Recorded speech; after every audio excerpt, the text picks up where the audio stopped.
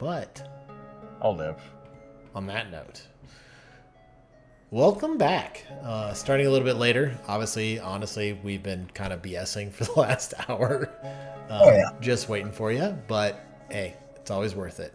So, that's kind of sad, Erica. So, last session, unfortunately, you were not able to make it, Jareth. But can I vote to award inspiration to Erica for that whip? It's pretty good. So, last we left off, you all had recovered with a little bit of investigation and some continued questioning practices Voldurm's airship. The crew safe for what was left of the crew. The previous proprietor's not the right word. The one who stole the airship from Voldurm had been brought to... Mutineer. The mutineer had been brought to a form of justice that is yet to be found out about, though what the party can gather, it will not be swift, it will not be painless, but there will be justice. A decision... He's the new ship's anchor. Yep. Probably. A decision to split the group was made. And by the group, I mean you, Jareth, said your sweet goodbyes with a tear and a kiss to your new... a part of you never had found before in Voldurm. He's gone, and you have continued on your way with everyone else, traveling forward into the great wastes of Taurinia. After several days of travel, weapon enchanting, learning about items, passing information back and forth between the party and Voldurm, you continued along your path. And we find ourselves coming closer and closer to the ruins of Thessia. A encounter of the skies happened last time. A hard fought with one of the local Denzians you were not quite expecting to deal with or encounter here. But with foes slain, everyone recovered. No one falling off an airship or deciding to go bungee jumping, as has happened in the past, Jareth. We continue along our adventures to the city of Thessia, to the second ancient tree. With that... Do we get a long rest in between? Yep, everyone can take a long rest if they'd like. Yes. If they'd like. Everyone gets a long rest. For the Do you want me to get rid of Warding Bond? It is no longer effective. However, the ring remains as a precious You have to keep treasure. the ring. The ring remains, but the man is gone. For now. Oh, that's also what I was going to ask. How many rings can you wear at a time? Or does it not matter as long as they don't have effect? You can be attuned to 3 items in total. Okay. Yeah. So, I mean, really, you could wear, Yeah, as many rings as you want. 10 rings. You could really wear fucking 20 rings. 21. Wow. What it- All right, fair Yeah. fair enough. Or 20, Yes, depending. Yeah, I mean, fair toe enough. rings. 41. Yeah. Yeah, Yeah, toe rings. yeah, I'm counting them. 20 to 21, depending. So, with that, a long rest is had. A new day is upon us. Unless there's anything anyone would like to do after the last encounter. Can you remove haste? I can't find it. You go under effects on yourself, on your character sheet. Got it. Oh, should be able to okay. see. I was going from the status effects on my icon. Okay, Oh, yeah, you could just go under effects on your character sheet. You can turn off. there too. Perfect. Warding bond is gone. Sorry. So, with that, it is a new day of travel, and as returning for the first time in a couple sessions, Jareth, can I go ahead and get a D20? Just a straight D20? Straight D20. A 14. So.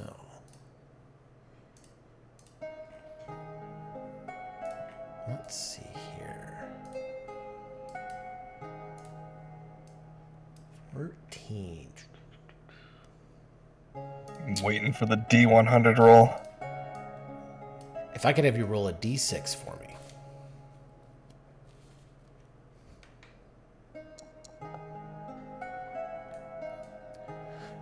A storm rages from the south, aiding you in your journey, though pushing you slightly off course, moving you closer and closer to the city of Thessia.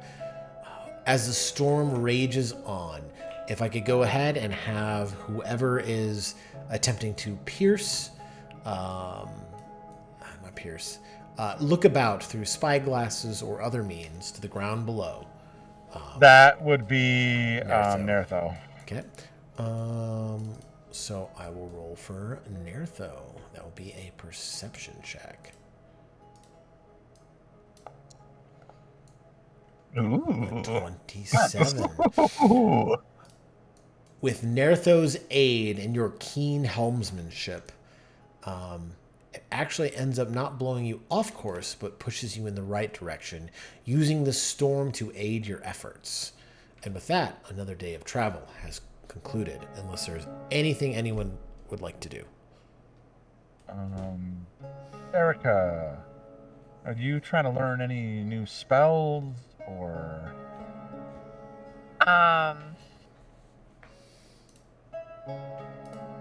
So, like, I guess, aside from my 2 spells that I get per level and stuff like that for wizard, like, what are you talking about? Well, I would ask you, like, what spells do you know?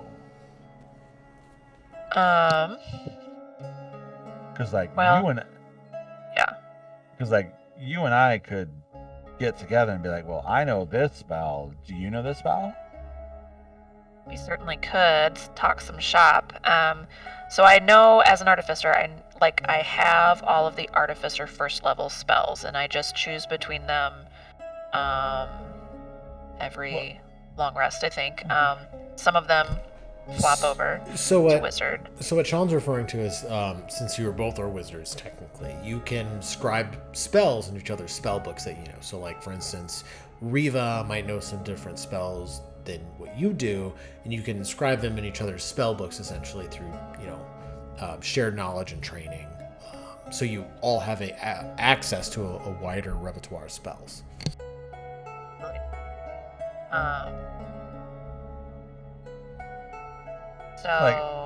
It costs gold, it costs time, but we obviously have a little bit of time. Yep. You have time, and you would have the resources.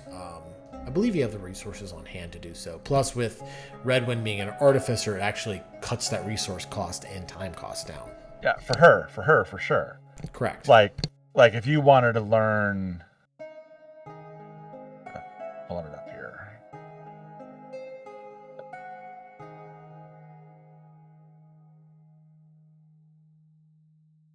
Takes 2 hours. So, like, if you wanted to copy Tasha's Mind Whip, right? It's going to take you 4 hours and 100 gold, unless that's also on the artificer's spell list, right? Since I'm only a 3rd level artificer, like, that kind of stops at 1st level spells. I don't remember what level that is, but I don't have that one. I personally am not too familiar with multi-class spellcasters, and I think that if it's on your spell list, period. Yep. And then you're able to cast the 2nd level spells, period, then it shouldn't matter. Yep, that is correct. So, yeah, as long as you have access to it as an artificer, you have access to it as a wizard, and vice versa. Okay. And then just if I have the spell slots to cast it, I would have it. Okay, Yep. cool. Did not know that, so that is Let's awesome. see. Tasha's Mind Whip. Nope, it's just a wizard spell. But you do have access to second level Yep. spells. I have So like, access up to 3rd level. yeah, so I think you'd have to describe it as a wizard spell, which means I don't think your artificer half price would come into play then. Just casting some beefcakes, huh? So, yeah, no. So, like, any artificer bonuses you have to learning spells or crafting scrolls, anything of that nature, that will apply to your wizard spells and whatnot. Yeah, so like you could learn my Tasha's Mind Whip. At a fraction of the time and a fraction of the cost. For 2 hours, is it half? Right? It's half or it's something like that. I'd have to look at it again. But Like yeah, whatever your spell is. So like normally it would take 4 hours and 100 gold. You could learn it for 2 hours and 50. You know, and just copy it into your spell book because I know it. Like we could compare notes. Like for me, copying and it's going to be full price. But like what wizard spells do you know? Okay, so I don't have them necessarily separated out here, but 1st level, I have Identify, Shield, Detect Magic, Witch Bolt, Featherfall, Longstrider, Burning Hands, Chromatic Orb, Sanctuary, Catapult, Disguise Self, Fairy Fire, False Life, Grease, Jump, Purify Food and Drink, Snare, Tasha's Caustic Brew, Protection from Evil and Good, Magic Missile, Thunder Wave, Cure Wounds, Absorb Elements, Expeditious Retreat. That's just all of them. Between Okay, Artificer.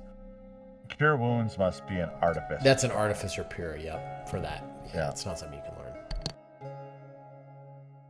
Because artificers are kind of like bards. It's a blend of divine and arcane. Yeah. Yep.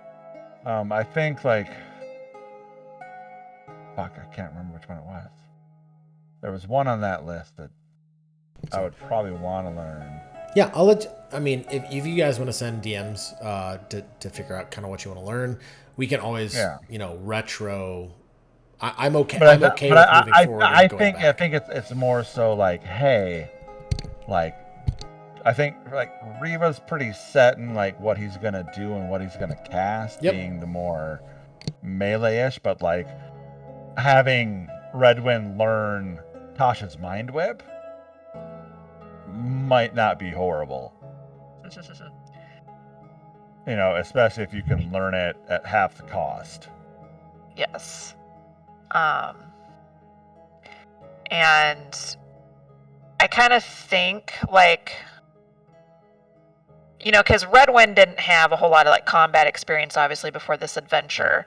So kind of with seeing how everyone else fights around her and a little bit with kind of how her build is with the Thunder Gauntlets, like she's not necessarily going for max damage. I think she's going to kind of go a little bit more with like control and fucking with the enemy. Like you thought you were going to do something, you're not going to do it. Yeah, then you totally want to learn Tasha's Mind Whip. So those are all my 1st level. So, if you wanted to copy one of those, I think some of them you do have. Yeah, some of them I do have. I can. And I would even kind of go like story-wise that maybe I don't have time to learn from you in the moment, piloting the ship, but you would definitely have time to like peruse through my spellbook. Mm-hmm. And I would say that makes sense. Really, just like player to player, Erica, I'm saying like Tasha's Mind Whip is something that's worth. I mean, you want to fuck with people. Like, if you hit with them, it feels psychic damage, but then they can't take reactions, and on the next turn, they have to decide if they're going to take a move, an action, or a bonus action. They only get one of them. Yes, I like that. Is that a 1st level or? That's a 2nd level spell. 2nd level, okay. But if you have the Artificer, let me look at Artificer real quick. Yeah. But yeah, I would say that makes sense. Like, yeah. Redwin, you could definitely take the time to learn from Riva's spell book and ask questions as he's piloting the airship. That'd be perfectly fine. So, but I'll let you kind of guys go back and forth in DMs on that as far as what you want to learn or trade that information. But for who'd like to roll for the next day to see what happens if I could get a D20? I'll go ahead. Oh, can I do one thing first? Sure, go for it. Yeah, let me. So we all have access to the deity Yes, stuff? you do. Is there any information in that book that I have about the Shadow Mother with shadow gazing? Go ahead and make me a religion check. If I study the book. Where are you? It's just gonna be a straight roll.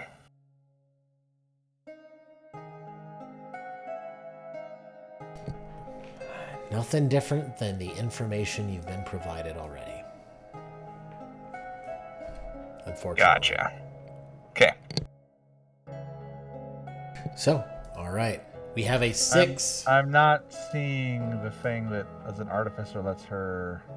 You might not be high enough level. I know it is a thing. I don't remember the level specifically. And you might not have that requirement, Erica. That might be a 4th or 5th level. Either way.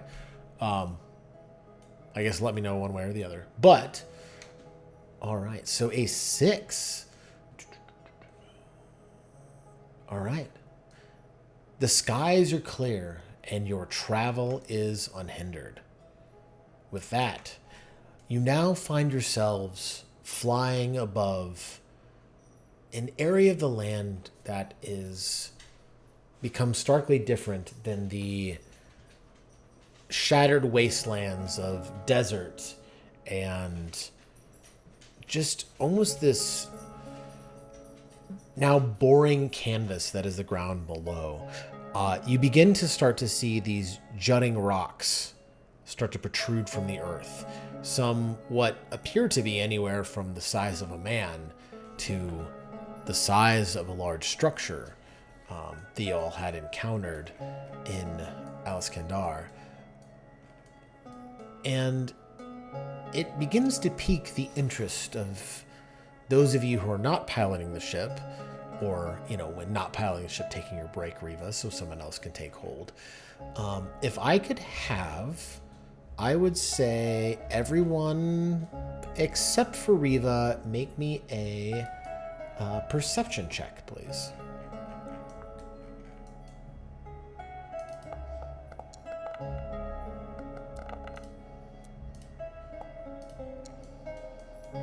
Let's see. 19, 12, 12, 9, and 16. So, Jareth. No, not 16. That was my religion check. Oh, sorry. So it's just Nertho.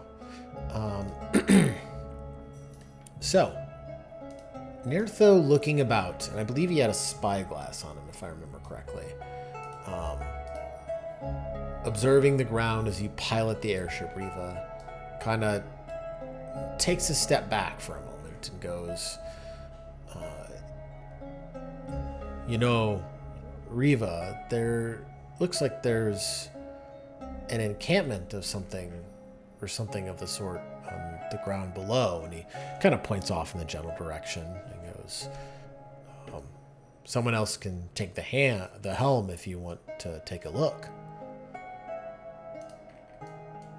Well, I think Riva would just have Nertho describe what he sees, and Nertho's got the best eyes on all of us. Yeah, he kind of double takes and goes, "Oh, it looks like there's an encampment with below. There's some old tentage and possibly a fire, or one that has been put out. It's hard for him to make it out in the moment, but he has an indication that he's found something lying on the ground below of interest, something not expected in the waste, a campsite of people or or remnants of such. Yep. Okay. Well, I know that the big thing that we were all on about is that we need to get to Thessia. Yep. Like that was like whatever distraction. Because I remember like we saw like at the big fire mountain below, we're like, hey, there could be treasure down there. Like, yeah, okay, yeah, mark that on the map. Let's get going. Yep. So Yep, I think, exactly. I'll mark that on the map. and yeah, Ryan, artificers don't have a scribe spells at half cost. Did they get rid of that? That might have been a. Okay. It's a Anyways, wizard. yeah. That is a wizard. That is a wizard Oh, feature that's right. They changed that.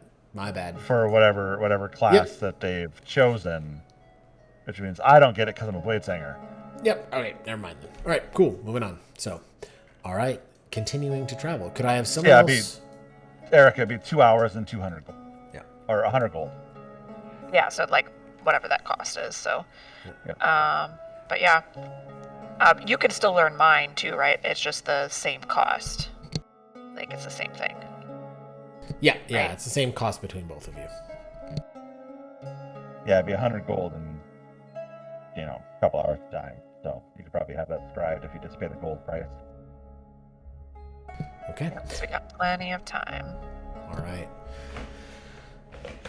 So, is there anything else anyone would like to do throughout the day? I would not mind using my calligrapher's tools on the various books, starting with, to find more information. Sure. I don't think I've used those on them. Which book would you like to start with? So I have on me the Alchemist's Guide to Elemental Magic. I don't think I've used the calligrapher's tools on that yet. But I think it allows me to look for more information within. Let me double check something real quick.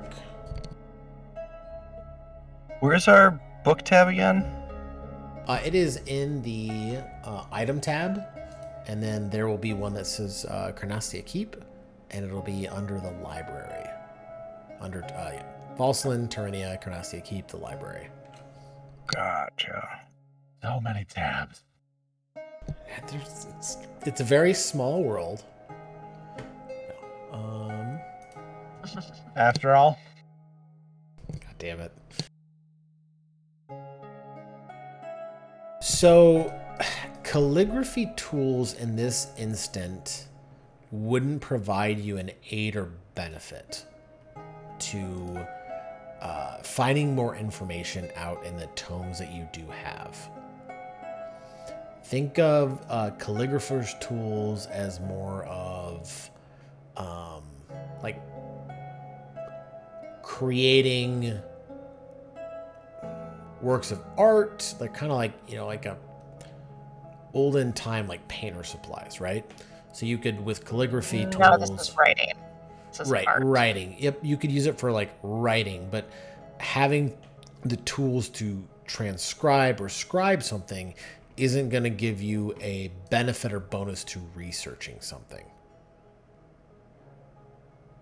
Because they help with history checks against an item and stuff like that. So I guess that's kind of what I was trying to do. Let me look one more time, but I don't believe that's the case. So reading is, although calligraphy is of little help in deciphering the content of magical writings, proficiency with these supplies can aid in identifying who wrote a script of a magical nature. History tool proficiency can augment the benefit of successful checks and to analyze or investigate ancient writings, scrolls, or other texts, things like that. So this would not help you in this case, unfortunately. Okay. So otherwise, at this point in time, most checks have been made for the tomes that you have found. So okay. well, Then I'm going to cast Identify on that leather pouch of fingernails that I have been sitting in my inventory and find out if that's actually anything special. Okay. You go ahead and cast the Identify spell on this pouch of fingernails. It surprises you for a moment, but It's just a pouch of fingernails. Yeah, I think during any like break time that I might get, I'd want to examine that Wanderers of the Wastelands book. Wanderers of the Wastelands. If I could As we're go, wandering the wasteland. Yep. If I could go ahead and have you make a history, history check. Oh yeah, I can make that.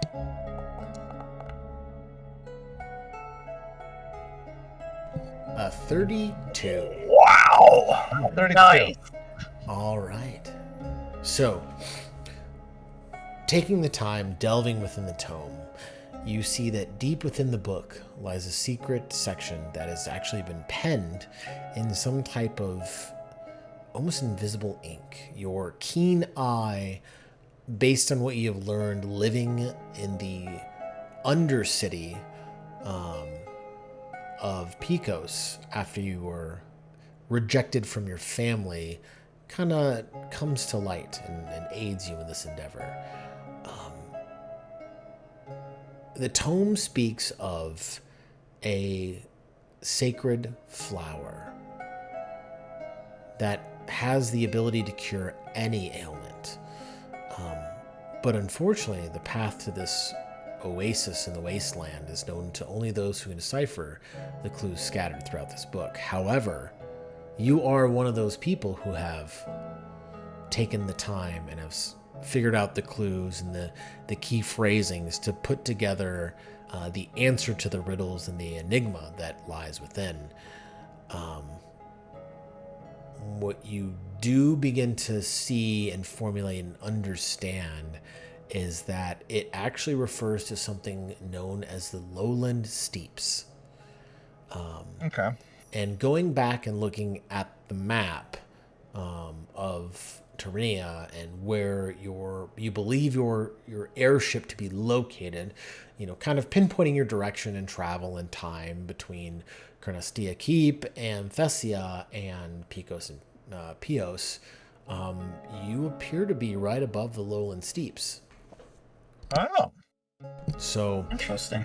within this area, and again, a 32, that's a monstrous roll.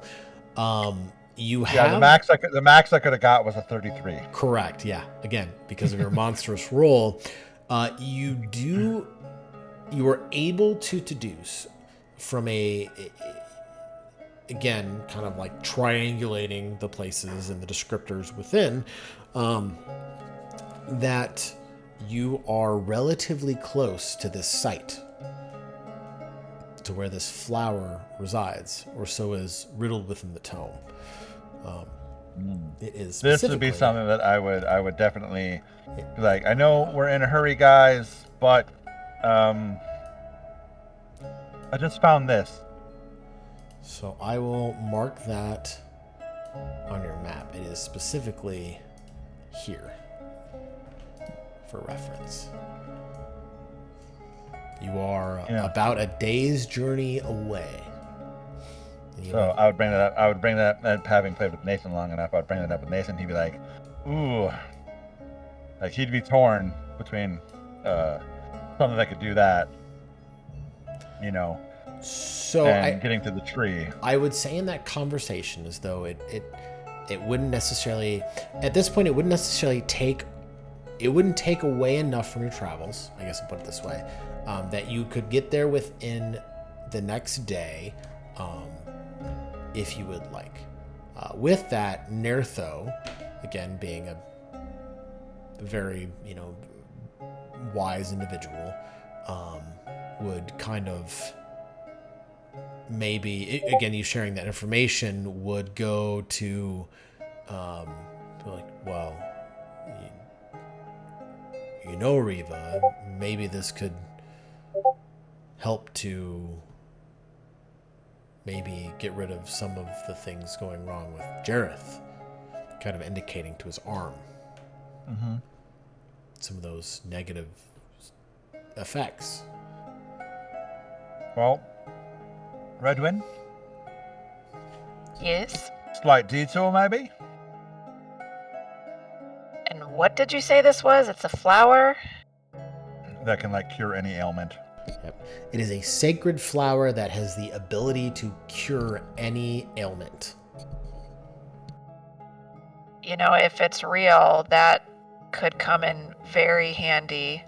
I like the thought for Jareth, but my thought is that if we find the next tree very, too far gone, if we're too late, maybe that's something we can use in that instance too. I was going to say Jareth would weigh in that we don't know enough about the stone as far as how much of an ailment it is.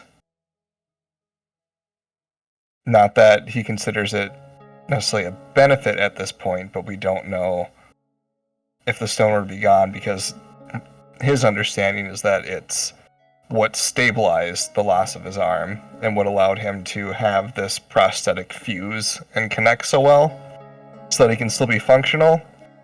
And in addition, again, if there is any harm or detriment to the tree, he would feel it would be more beneficial to use the flower for the tree.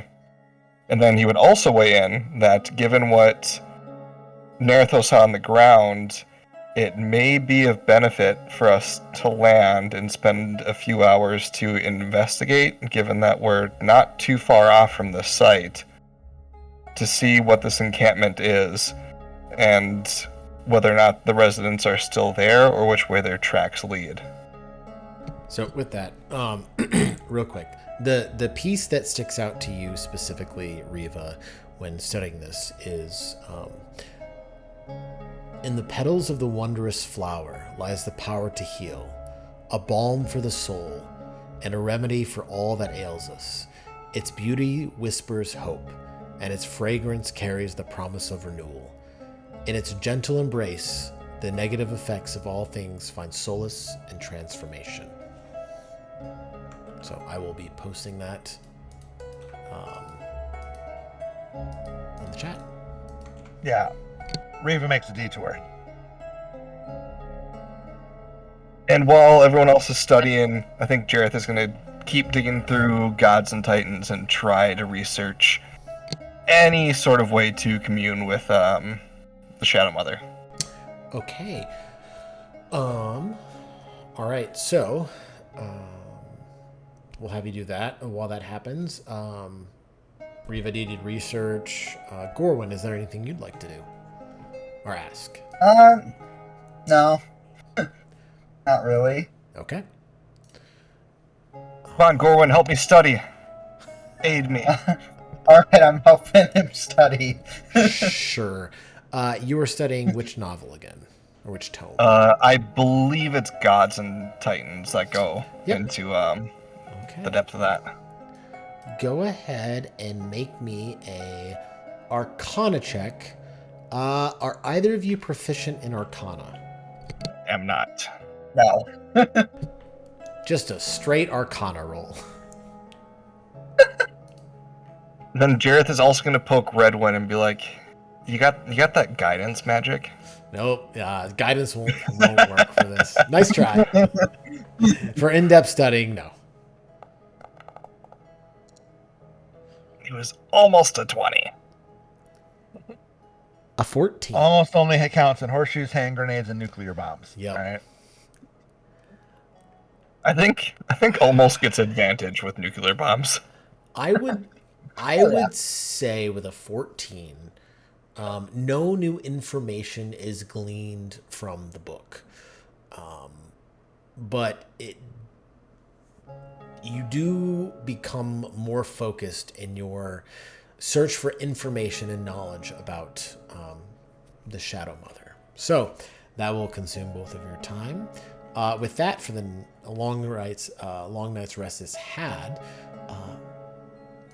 For everyone, or whoever would like to roll, if I could get a d20 for the next day. I'm gonna Got do it.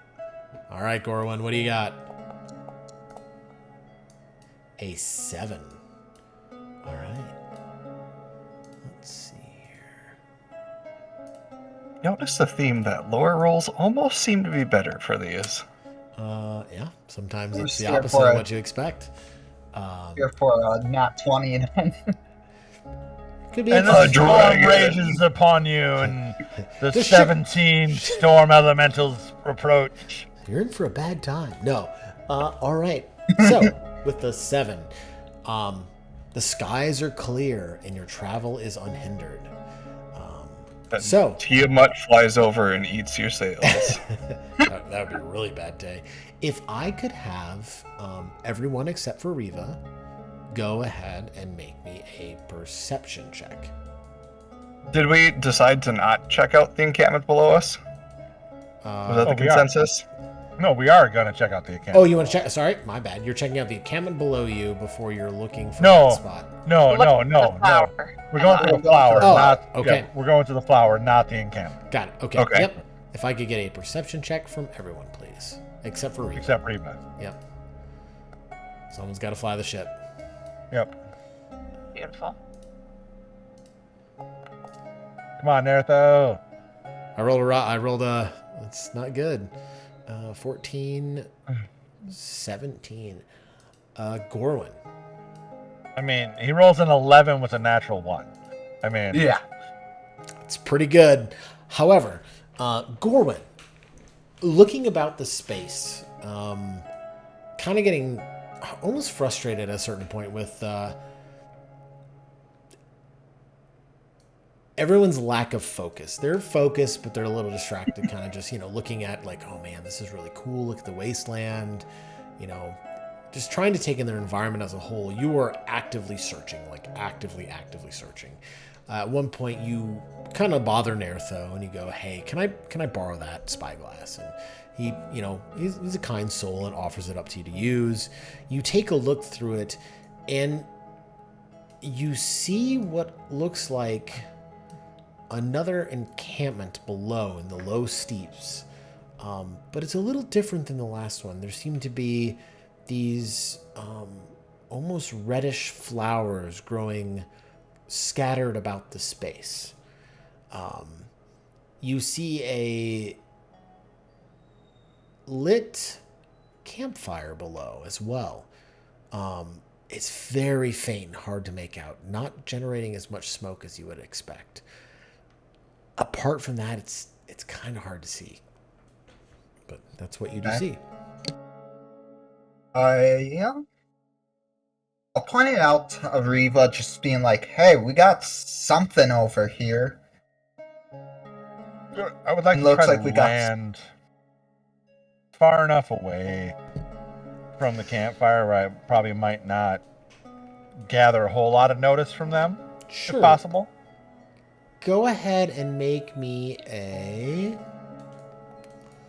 I want to call it an airship check, but a vehicle handling check. All right, I'll roll my. Can I cast I'll Pass roll Without my- a Trace on the ship? No. Dang. Yep, it's a Right. Go for it. An 18. With relative ease, you're able to find a spot. And the nice thing with airships is it's not like you would think of in traditional, I guess I would say in our today's times, where there's a lot of loud noises associated with it. It's more masking the sound of the wind or flying with it to aid in creating flying with the wind to create a sound that doesn't disturb or cause an unnatural noise. So I would say with relative ease, you're able to kind of land the airship a few hundred feet, we'll say 300-400 feet away from the campsite. And as you do, everyone keeping a keen eye on the spot after Gorwin pointing it out, you start to see what you think might be some humanoid-like creatures. It, again, hard to make out between the raging sand that constantly flows here in the waste and just the attempt to maneuver the ship quietly to the surface. And with that, I will say, Riva, you find a safe landing spot here among the within the lowland steeps, where you kind of place the ship between a outcropping rock formation that provides cover and shelter, but not the best maneuverability. You almost do like a hover landing, if that's the kind of the best way. And with that, your ship has successfully landed as quietly as you were able to do so, knowing that in the northern direction from where you are lies a camp with a lit fire. Yeah, I think that Riva would tell the non-stealthy people to kind of approach but stay back, while the stealthy people try to go up and get eyes on this camp and see who's there. What time of day is it right now? It's about midday at this point. The weather was more favorable than you anticipated. I mean, it's no secret now that I do have Pass Without a Trace should we need it. So how far is the ship then from this supposed campsite, and how far is that then from the general location we think the flower is? So you think you're near, so again, from Riva's understanding of the tome, you're within the general location. The campsite from where you're at is about 300, 400 feet. I mean, this was a fairly masterful landing within the jagged peaks that are the low and steep. And ultimately, like, Riva, like, puts his hood up. And, like, I mean, like, if you wanted to cast Pass Without a Trace on Riva, Riva's confident that he could totally sneak up there, even in the middle of the fucking day. And No, I'm saying, like, Riva, go ahead and scout ahead, but should we need to sneak up on anything as a group after you report back? And you would know that with Jareth, and you would also know this too, your Pass Without a Trace is self-cast only. Oh, is it? Yep. The last time we used it, it acted as the group. Correct, because you were centered in the group. Yeah, so 30 feet around me, correct? That is correct. Okay. I thought you meant that it only affected me. So it's with anyone within that 30 Within 30 feet around. of you when you cast it, yep. Yeah, yep. Yeah, but Riva will go ahead, and I mean, like, he knows Gorwin's pretty sneaky, but Riva is probably even more sneaky, especially with his cloak. I think Riva would go on, try to sneak on ahead, and yeah. So for those who are sneaking ahead of the main pack, go ahead and give me your stealth checks.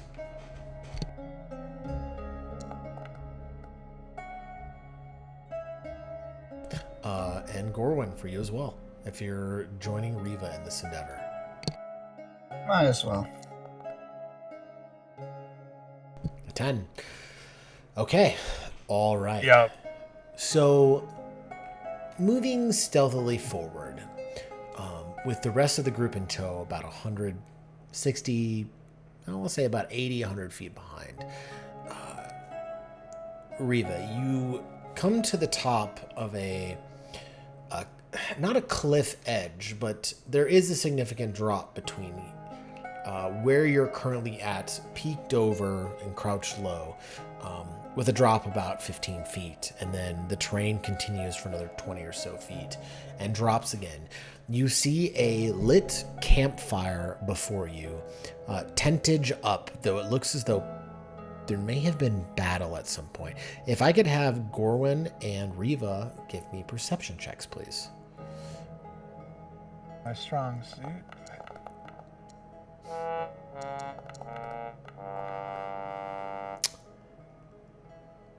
Gorwin, it's a desert. There's not much there. There's You got tents, sand in your there's eye. a fire. You just, sand in your eye, you rub it out.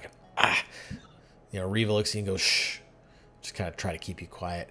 Riva, you, looking ahead, you see what appears to be some tiny humanoid figures with red skin that appear to be huddled around the campfire eating something. There's about 2, 3, 4, you're not quite sure. It's about 100-ish feet away. It's a little hard to see still. I think what I would do is I would say, Gorwin, Go get Netho. All right. Goran, what do you do? Well, I just see desert, so I'm trying to get that scene out of my eye. There's something up ahead. Go get Netho. He'll know what it is. Well, I'll be heading back. Okay. Go ahead and make me another stealth check.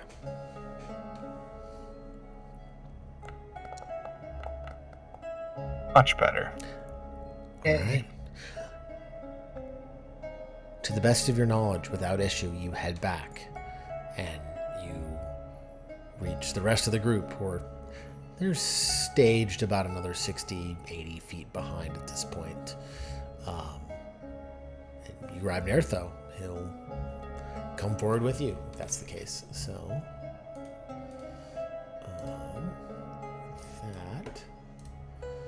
Goran, if I could have you make another stealth check, and Nertho will as well.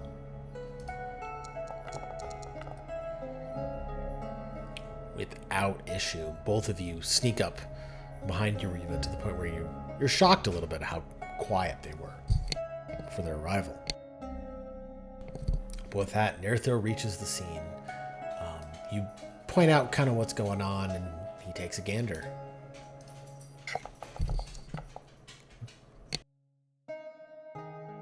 That's right. Yep. That's my Netho. There you go. With the eyes of an eagle, literally, you watch as his eyes almost form into an eagle's eyes through his druidic abilities as he pierces through, and he describes to you the presence of 5 tiny red creatures with bat-like wings and distorted faces, kind of sitting, flying, hovering around the campfire, conversing amongst each other, and eating some type of meat. It looks as though there is rubble scattered about and a few bodies strewn about the ground. But other than that, he doesn't see much. Do we recognize what these creatures may or may not be? I would say Riva, make a Arcana or Religion check. Nertho may do the same, and Gorwin, you may make a Religion or Arcana check as well.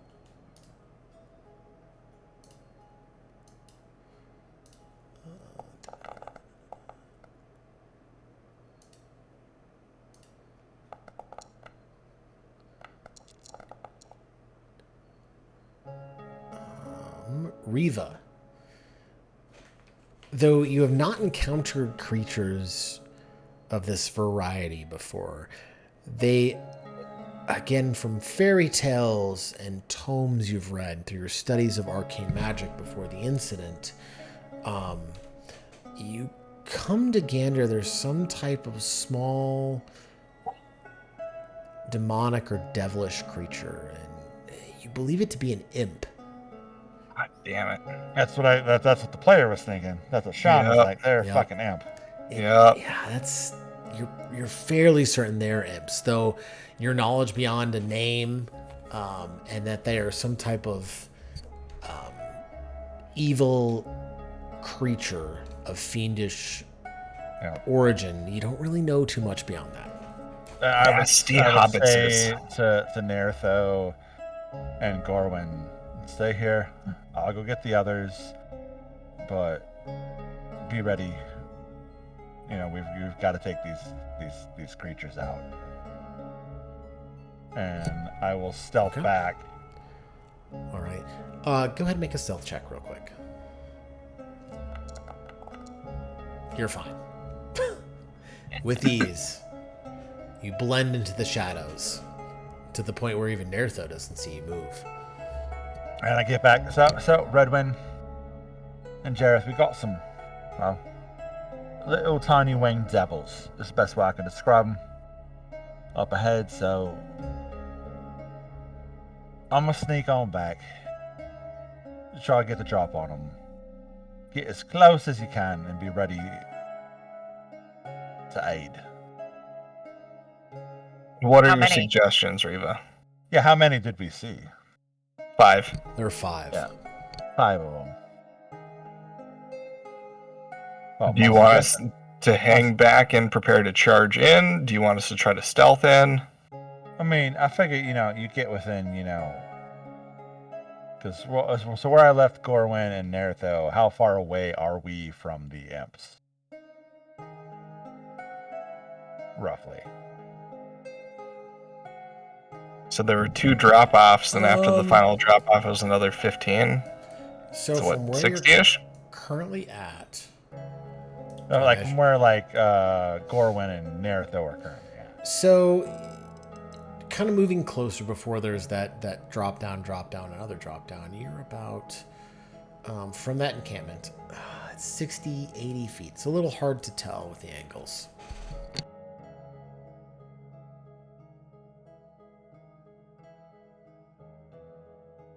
Okay. Well, I would say, probably try to stealth up then, and Could you... Can Riva describe to us the terrain and like the surrounding? Is there like an alternate route where we don't have to drop down multiple cliffs? So here, how about I just show you? Thank you.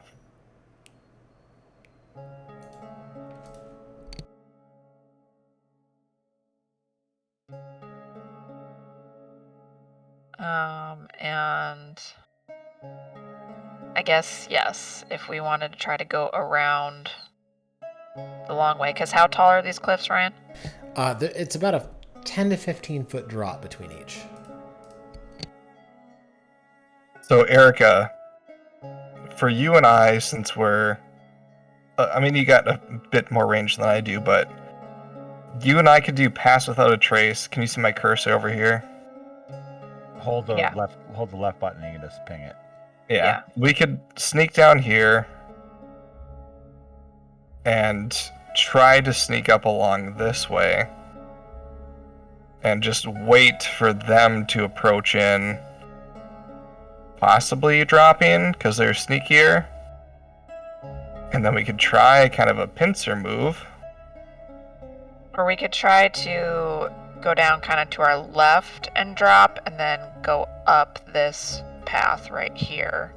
My only thought is we have a better chance of doing our only single drop that could alert or alter both of our stealths.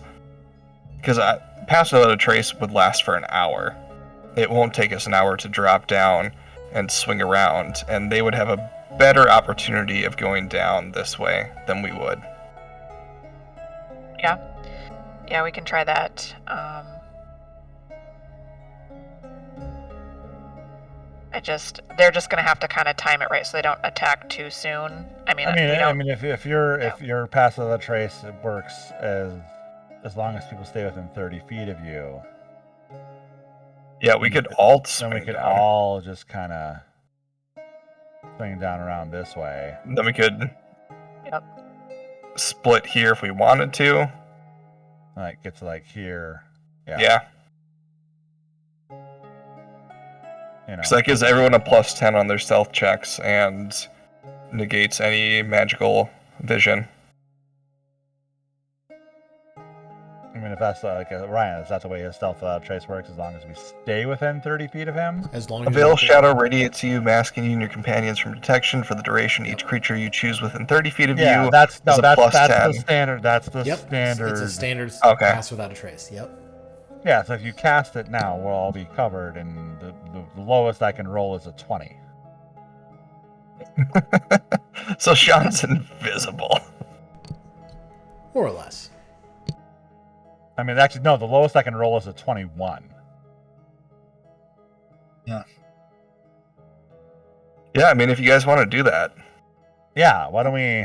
The only thing that I get negative from it is that at one point, after it wears off, I roll a 1d4 and take that much damage. And you still also probably roll it at disadvantage. But again, plus 10, which isn't horrible if we're coming up along the back end. I mean, yeah, if you want to cast it, I mean, I'm willing to go either way. Like, I'm sure, like, because we're on this higher ground, we can kind of survey the land and see what's going on. Yeah, no, yours makes more sense because then you guys still have the better chance of sneaking in through here if we want to try like a pincer sort of move. Yeah. So, why don't you go ahead and, cast Pass Without a Trace, and then. Yeah, all 5 of us are within 30 feet. Oh yeah, right you now. guys are all. I'm just gonna move you all to be bunched up for my own sanity right now. If I could have you all, yep, everyone make a stealth check with a +10. Yeah, I'm gonna cast it so it consumes my Perfect. thing.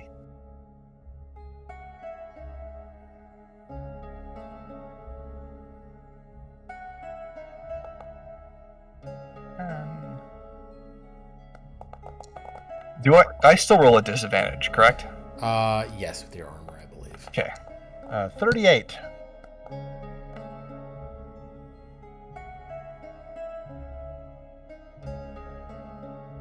I rolled So 2 18s. Redwind, the lowest is 14 so far. Yep. So a 14 being the lowest, without issue, you and your group pop down a level. And in fact, with your movement, you're able to pop down another level. Oh, we kind of wanted to like go like around like. Yeah, the plan was go to ahead. pop down Sure. here and then sneak up Ping where the you path. guys- okay. So, yep. Sorry. Over here. So drop there, yeah, and just follow along. Yeah, without issue, you all stealth your way around. Do we want to split here because we're gonna so kind I of think I bottleneck? would- Yeah, I think I would definitely. Well, that's acting funny. Ryan, can you bring us back about here? Sure. Yeah, because I would try to split off. I think it would be probably are these cacti here? Yes. Just local flora and local flora. Okay. Cactus or similar like vegetation. No, like difficult terrain or anything though. No. There wouldn't be any. Yeah, Redwind, I think it'd be best for you and I to go up this way and remain under the pass without a trace. No, it's If not you- you don't have to be in your aura for it. You cast it. Oh, okay. behind You Gotcha. within 30 feet, and then it stays. Okay, that's nice to know. I'm just thinking since these are winged creatures, it might be good for someone to have a taller vantage point because they might just fly off and try to pick at us from the air. Yeah, anyone that's got range. Yeah, I was gonna suggest that Nertho go up here. And Okay, yeah. since he's- Sure. since- Nertha will head up that way. He will make a stealth check. Yeah, since Plus he's got 10, that 20. starry form. At 29, without issue, Nertha will sneak himself up here. And then I actually want to try to sneak myself up to here. Go for it. Roll me a stealth check with a +10. I was gonna say, while he's doing that, I think Jareth would move probably here-ish, because that would be the most cover so far. Go ahead and make me a stealth check. 36 without issue, Riva. All right, Jareth, go ahead and make me that stealth check.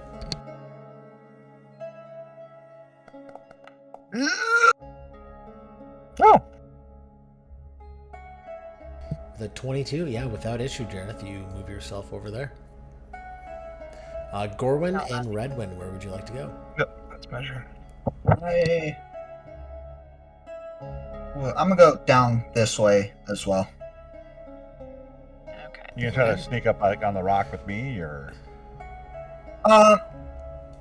Kinda. I have a fun little thing I want to attempt. Okay. I do need a stealth check from you, Redwyn. Because I'm gonna kind of come up here by. Without issue. All right, Gorwyn, stealth check. The 30 was my stealth Oh, check. yeah, without issue. Go wherever you feel is pertinent. Go right up his butthole. All right. What would you all like to do at this point in time? How invested are these creatures in what they are doing right now? They're kind of lazily mulling about. They're tearing through things. They're eating some cooked meat of some sort. The fire is burning, and getting closer again. I would say with Riva, Jareth, Nertho, with everyone's purview, it looks like there are some corpses stacked up upon a pyre at this point that are burning, and they're eating some remnants of those corpses that have been cooked. Yeah, I think Riva would definitely, at this creature here, would just immediately want to cast Mind Sliver. All right. And Unless Gorwin's got something that he wants to do. I will communicate this specifically with the three of us so we can time it. I am going to try and sneak up on this guy, and using my chain dagger, kind of like garrote wire, so wrap it around his neck and try to choke him out. Okay, so I will need a stealth check for you speaking to kind of communicate. Well, you didn't communicate that before everyone moved, so I will say you're explaining that to Riva. If I can have you make a stealth check to Riva right now, I'll say there. Got the plus 10 to that. 13, 23. Yep, you're fine. You communicate to Riva. And then as Riva casts his spell, could I have you make another stealth check? I'm going to say you're darting out into the open to do this at disadvantage. Stick with the plus 10, but it's disadvantage. At 22. Okay, yeah, without issue. So you dart out and you attempt to garrote this creature. We'll start with you, Riva. Go ahead and use your spell. Alrighty, this is just a...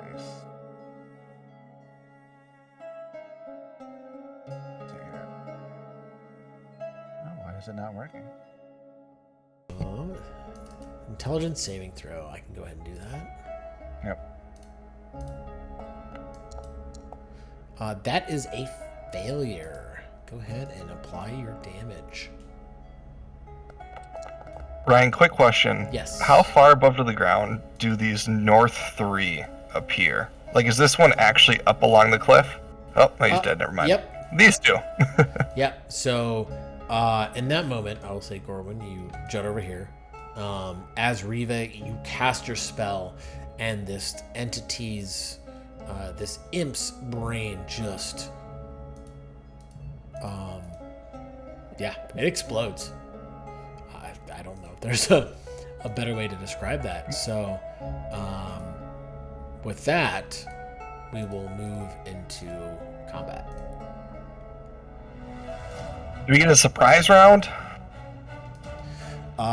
This is a surprise round. So, Gorwin, go ahead and make a chain dagger attack at this imp. Alright. I'll say at advantage. Go ahead and roll. Yep. 10. Nope, that is dead. All right. And with that, if I could have everyone roll initiative. And I do have a question. Yes. Since that technically was an attack, do I get a charge of a Dazzling Dance? Yes.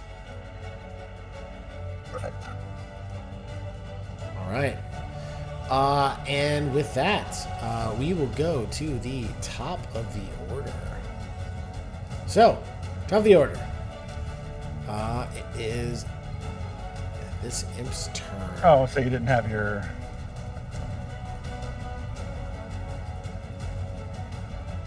Okay, this one? I mean, I would rule that I would be at the top of the order, but... You got a what, a 14, 19? I mean, I only rolled a 14, but I went first. Well, that was a surprise round. Oh, did you roll a 14? You rolled a 7. So Yeah. you'd be Brian, you need to roll for Nertho too. oh, yeah. All right, and with that, top of the round, it is Got rid of the carousel, huh? No, it's there. No, it's not. What's that? The combat carousel? Yeah, not on my screen. I have it, but Yeah, it should be on. It's on my screen. Yeah, it's going. Yeah.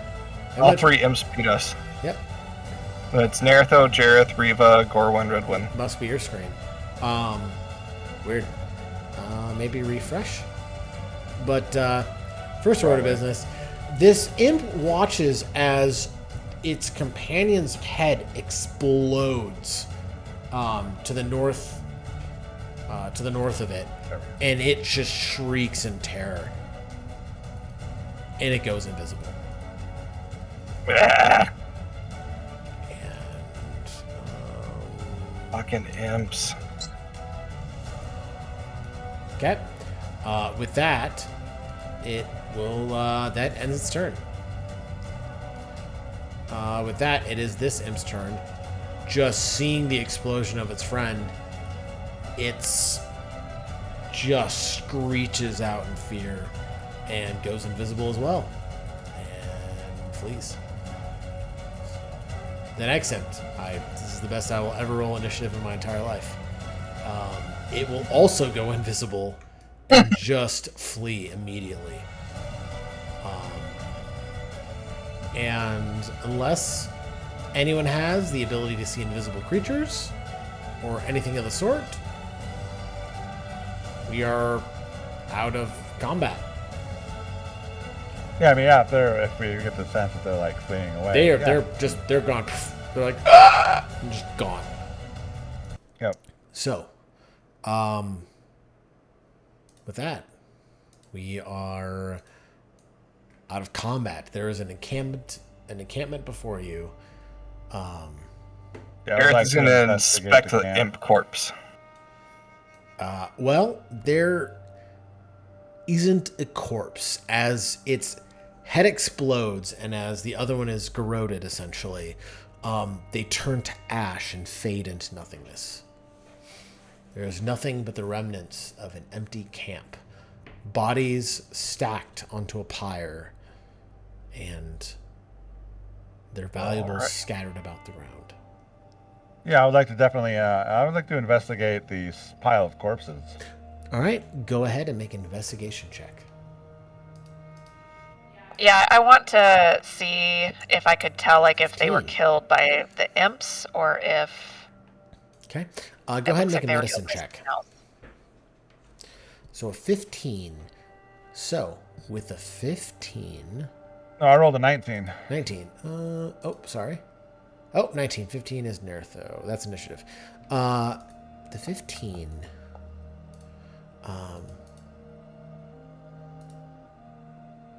You find a tattered note, which I'm throwing in your party inventory, and can also be found in the items tab under Lowland Steeps. So you find a note, and it reads this: "The unforgiving desert holds its secrets well, but if you seek refuge from the scorching sun and the relentless winds, leave here what knowledge I have gathered. Follow the starlight as the clock strikes midnight, and the silver sands are bathed in its pale embrace. You will find yourself at the foot of the great dunes, where the earth itself bears the scars of time. There, between the shifting dunes and the whispering palms, lies a small cavern, a hidden refuge. It resembles a jagged scar, a crack in the earth, barely wide enough for a single soul to slip through. The entrance is cloaked in the shroud of night, but a keen eye will see the faintest glimmer of moonlight reflecting off its rocky edge.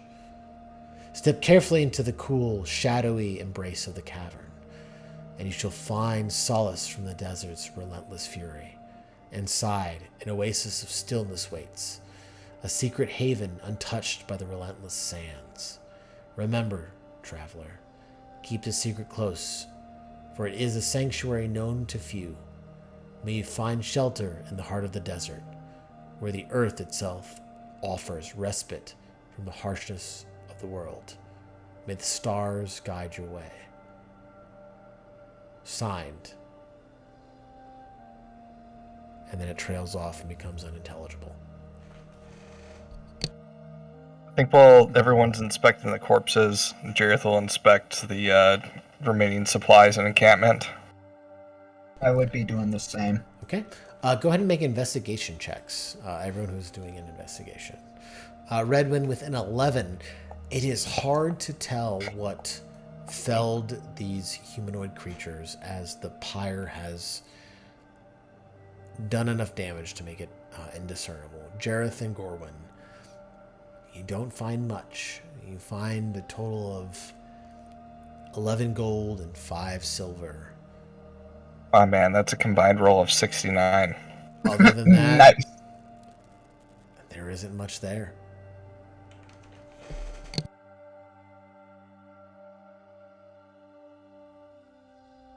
Can Jareth kind of inspect the area and see perhaps where these imps came from or how the attack came about? Sure, go ahead and make an investigation check.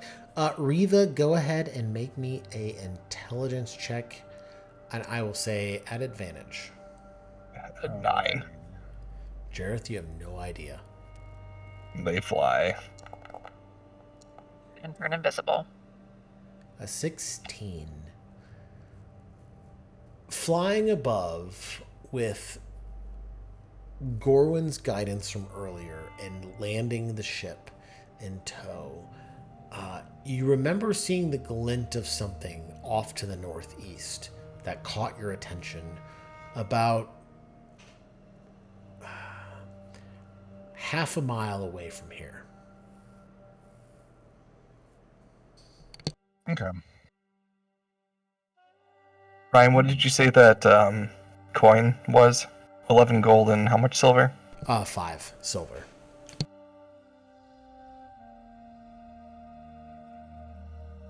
So everyone add 2 gold and 3 silver?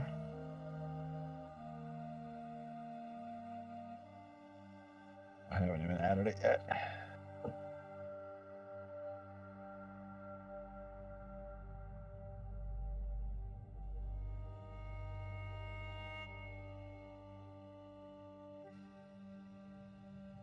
So, apart from a tattered note and not much else found, what would you all like to do?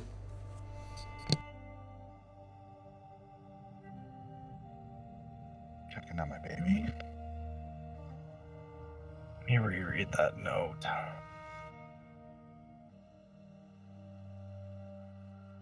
I'd say finish burning the bodies, not really in the intent to cook them like what the imps did, but as more of a funeral. You're not hungry, Redwin? Nope, not particularly. Might not be eating barbecue anytime soon. Yeah, and just imagine the smell when we start burning all of them. Long pig. Hopefully we'll be out of here by then.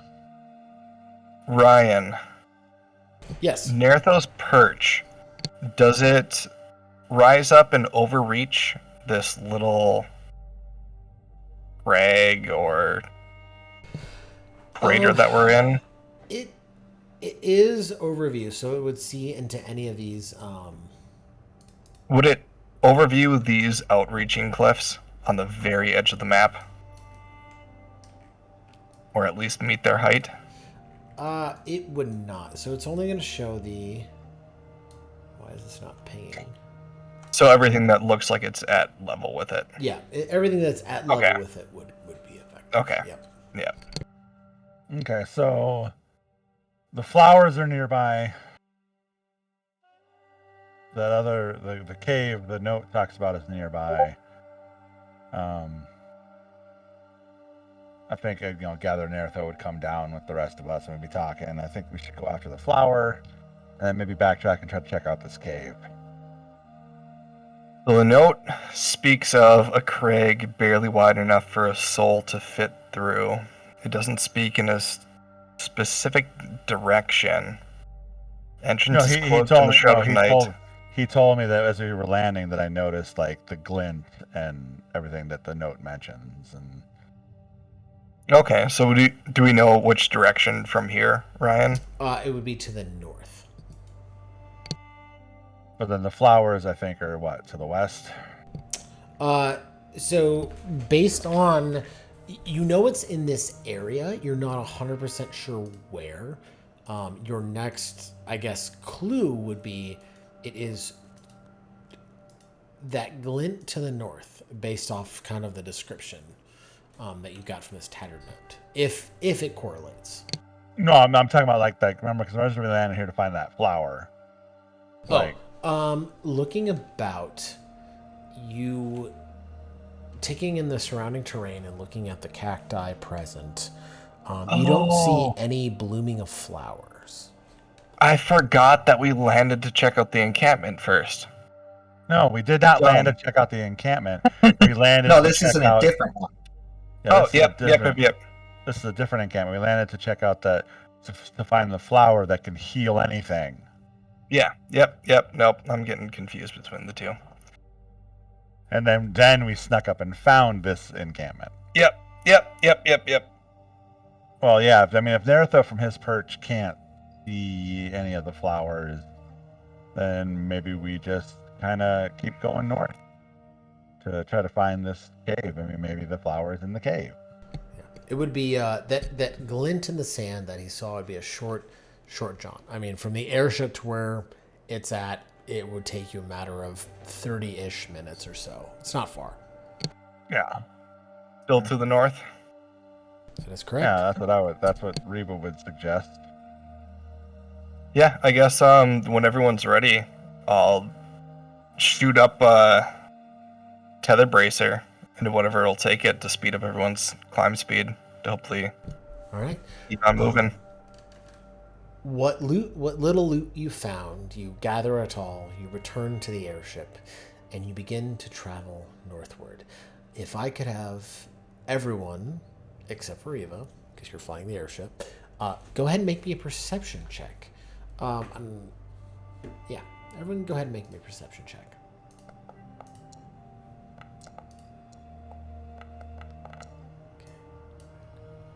All right, 18, 20, 18. Okay. And a 16. So everyone except for... No. Everyone except for Red One. And Reba. And, oh, well, yeah. Reva by default.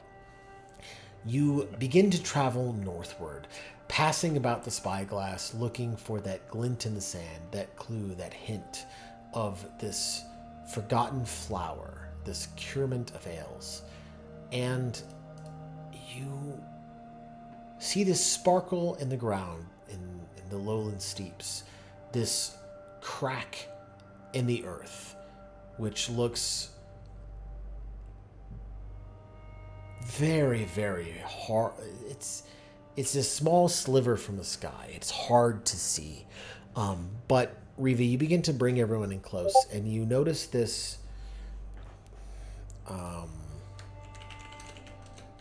Sorry.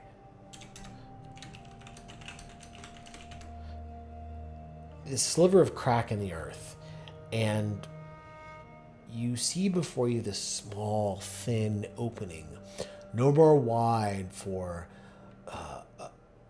a larger man to fit across. You might be able to fit a larger being through with a bit of a squeeze, but you do notice it. It glints in your eye, and you see there's something sparkling below where the sun just reflects at the right angle. There appears to be plenty of space within about 100, 200 feet of it to land the airship safely if you'd like to do so. Yeah. Yeah, Okay. I'll land the airship down there. And All right. So you find yourselves at this crack in the earth, this open scar in the land. And as you land the airship, you all quite expertly, I might add. Oh, it is one hell of a landing. Again, Riva, the captain of the skies that he proclaims himself to be, remains to be true. You begin to move forward towards this crack in the earth. And one thing you notice is it almost looks as if, as you get closer and closer, this crack has been ripped open, as it's expanded beyond that of a sliver of a man being able to fit through, to some type of a larger being. Do you proceed forward? Yes. Can we inspect the? Wait. Yeah, I'd say stealthily. Okay. But yeah, I say I like as well looking at like the area and the crack itself, and Okay. trying to Reva, get are you better- sneaking ahead of the group right now?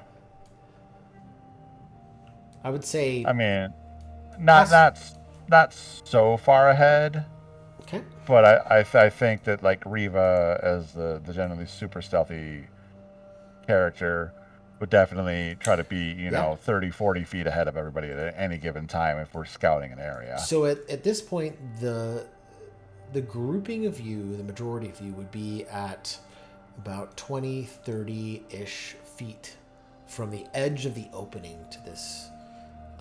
What you see is a pit. And the glint that you caught, you see these speckles of red pouring out from the mouth of this opening. Riva, if you'd like to be ahead of the group, you would be at the crack opening. And in fact... Yeah, I would like to investigate these speckles. Ryan, did I already ask? Do you want me to roll a d4 for damage? It has not been an hour yet. Oh, okay. Nope, everyone is still under the effects of Pass Without a Trace. But with that being My, the case... my airship's fast as fuck, boy. It's, not very far. If I could have everyone roll a stealth check, please. Absolutely. I think Jareth would ask Redwin, what do you think of these rocks? And I can take a closer look at the rocks.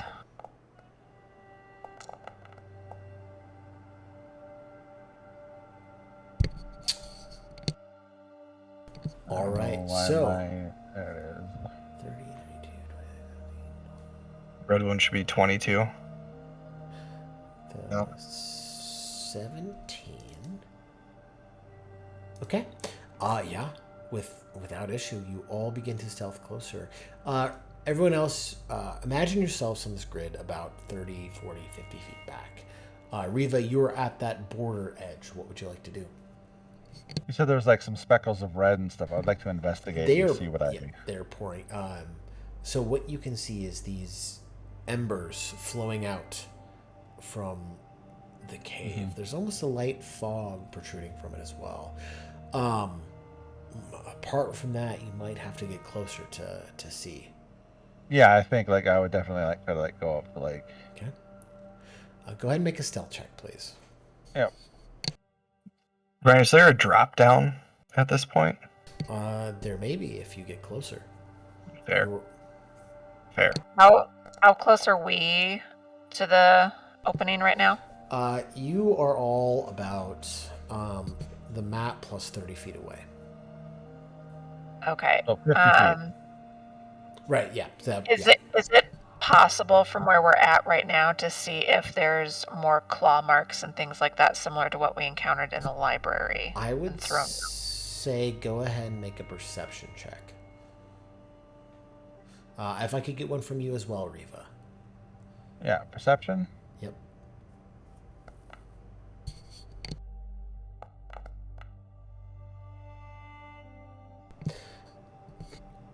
Redwin, gazing about the space, you don't see anything that piques your interest or resembles those large claw marks that you saw within the library and within the keep that you had just recently visited. Riva. Looking about the space, you begin to peer into the darkness below, and you swear you can see a bottom. But as you do, as your focus was intent on being stealthy and quiet and not being seen, you immediately look around and you see one entity the same size as you and another of larger stature start to crawl out of this crevasse in the earth. Hate that. Okay. And if I could have everyone begin to roll for initiative. Riva, you're going to get one free round before anything else happens. Ryan, you said we're about 50 feet out from Riva? You're about 50 feet out from the edge of the map. But with that, Riva, before we go to combat, what would you like to do? That's a good question, sir. Fall back. So Yeah, I think I would like to. I will say, could you go ahead and make an intelligence check for me? Absolutely. They look like this. Like, cursed elite sand people? Yeah, no, not my night. No, actually, with relative ease, you recognize these entities as what Vilderm described as the desert scarred, the things you avoid in the sands. What would you like to do? Oh, say that again. Sorry, I had to deal with the baby for a second. The desert scarred, the things Vilderm warned you about in the sands. What would you like to Did we do? have a party description of those? You encountered them before at the riverside. Am I hidden still? You feel hidden in the moment. Then I am going to fucking Zoidberg the fuck out of there. So I can move, like, I can get, like, way past the party with my movement and a bonus action, and, like, I'm super stealthy. Yeah, I'm just gonna back the fuck away and be like, yeah, nope. Or at least back up to the party and tell them what's going on. Ryan, did you say Volderm or was it Zolpig? No, Volderm warned us about these too.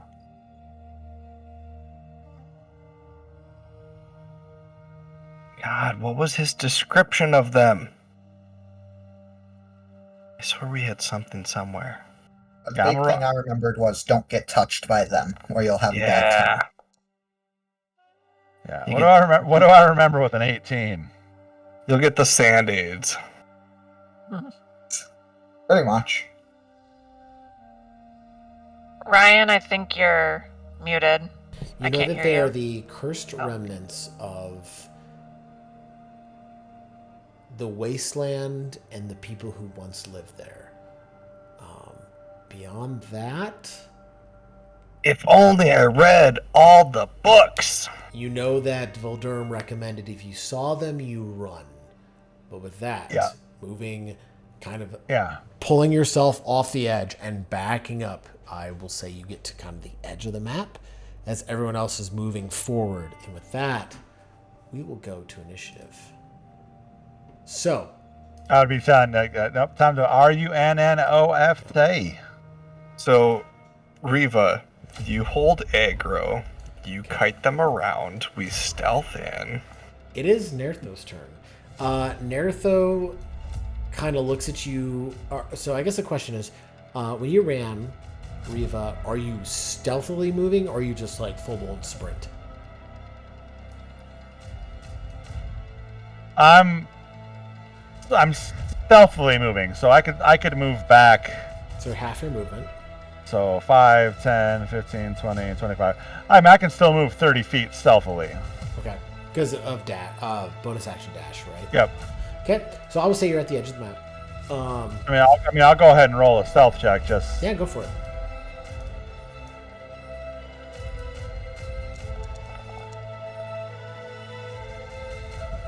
I'm invisible, motherfucker. Well, let's see if I actually can even see you. They get disadvantage on checks to perceive me. Oh, I'm tracking. I gotta roll double rocks.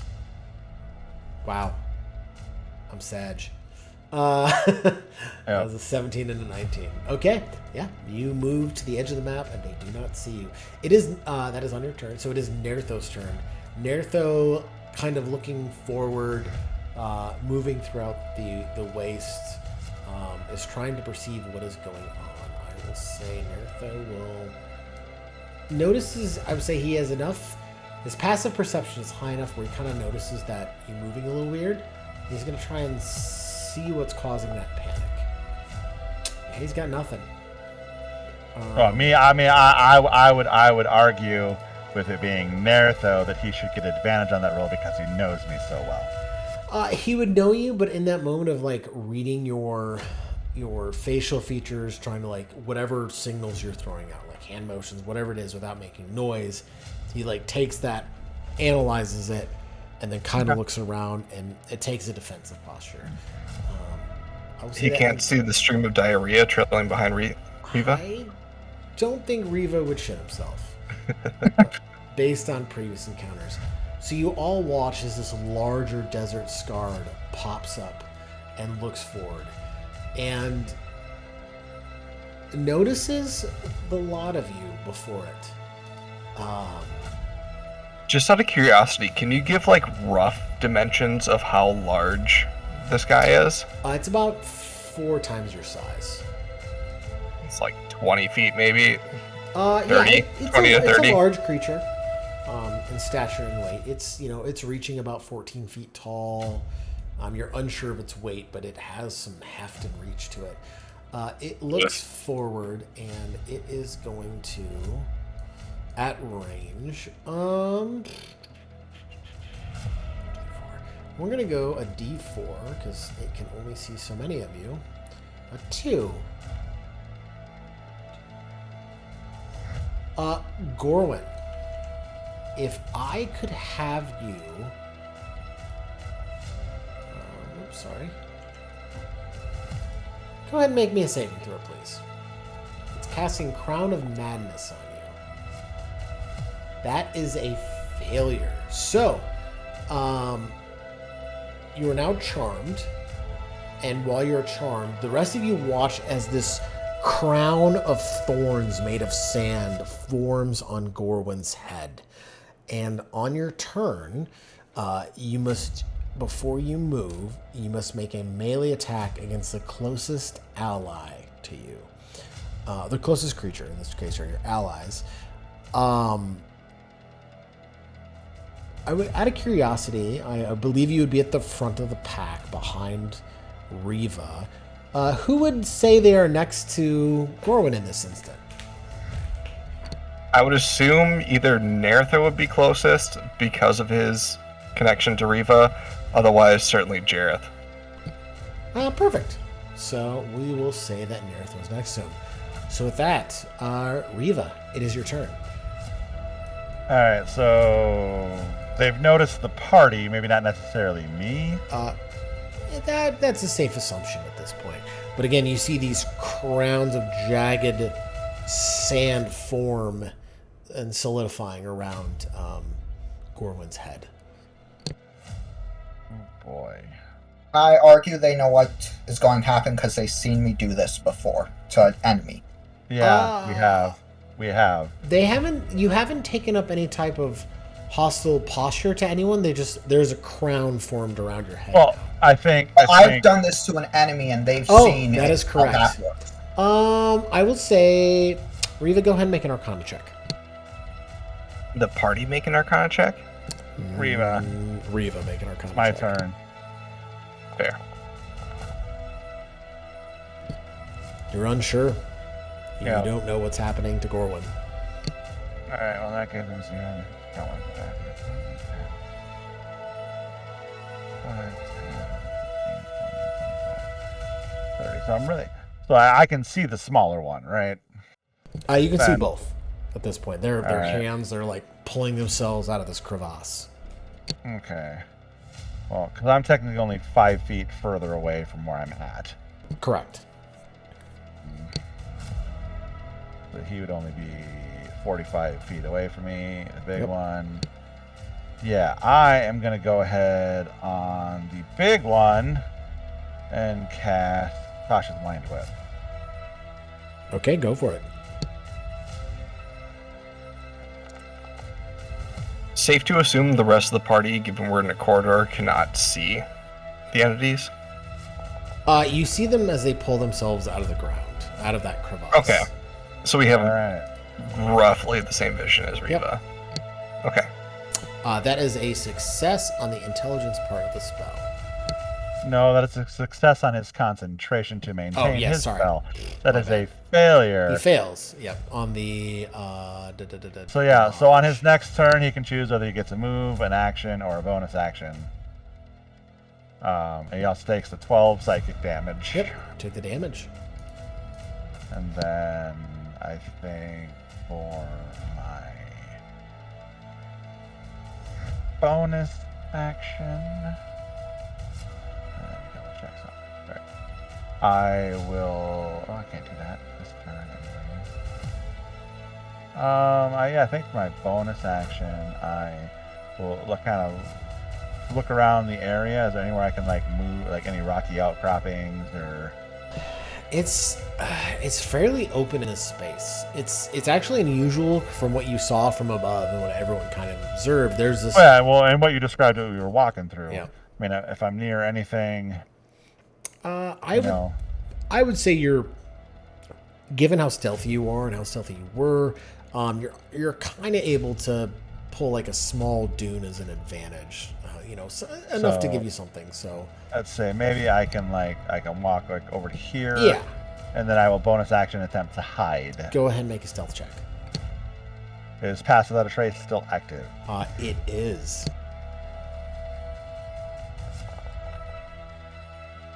19. 27? Yep, you feel hidden. Alrighty, and that is my turn. All right, and with that, it is this smaller one's turn, looking forward at the group as you begin to move towards the scar and the earth. It is going to cast a spell as well. Did you say they're still climbing up?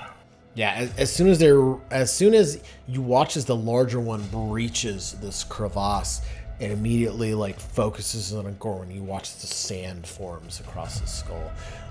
This one, this smaller one here. I guess my bigger question is, during their turn, are they using their movement to fully breach and finish their climb? Or do they have full movement speed and they're already breached above? They're cresting the top of that crevasse. Okay. So, this one actually is going to cast a spell at you, Jareth. Okay. If I could have you also. Oops. Let me do that backwards. Here we go. Go ahead and. I don't know why it's doing this. Jareth, if I could also have you make a... Oh, because it's thinking they're the same entity. If I could have you, Jareth, also make a charisma... Wisdom save? Wisdom saving throw, sorry.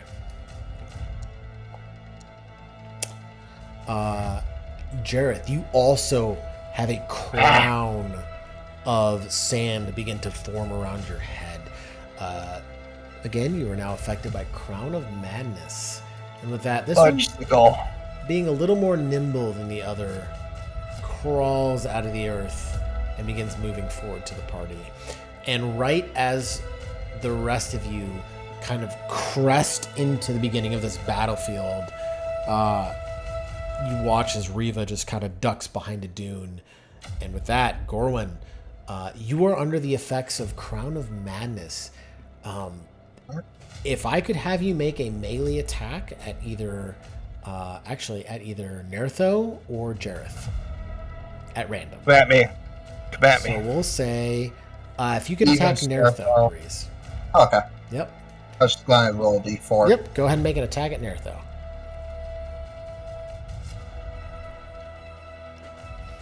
Yeah.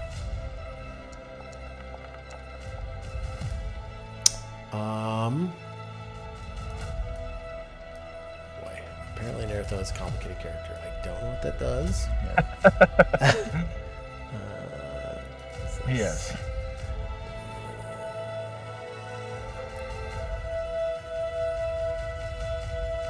I'd say it probably just hits. Yeah, 23 will hit regardless. Yep. Yeah, as you strike out into Naruto with your chain dagger. Riva and Redwin, you watch as Gorwin, just in a fit of rage, grabs his dagger and just stabs it straight into Naruto's leg. Anything else, Gorwin? That was your attack. You must now... I think he gets his own movement, though, doesn't he? Nope, that is only if you're unable to make an attack, so you will hold your spot. Yep, because it says the charmed target must use its action before moving on each of its turn to make a melee attack against a creature other than itself that I mentally choose. The target can normally, on its turn, if I choose no creature or not within its reach.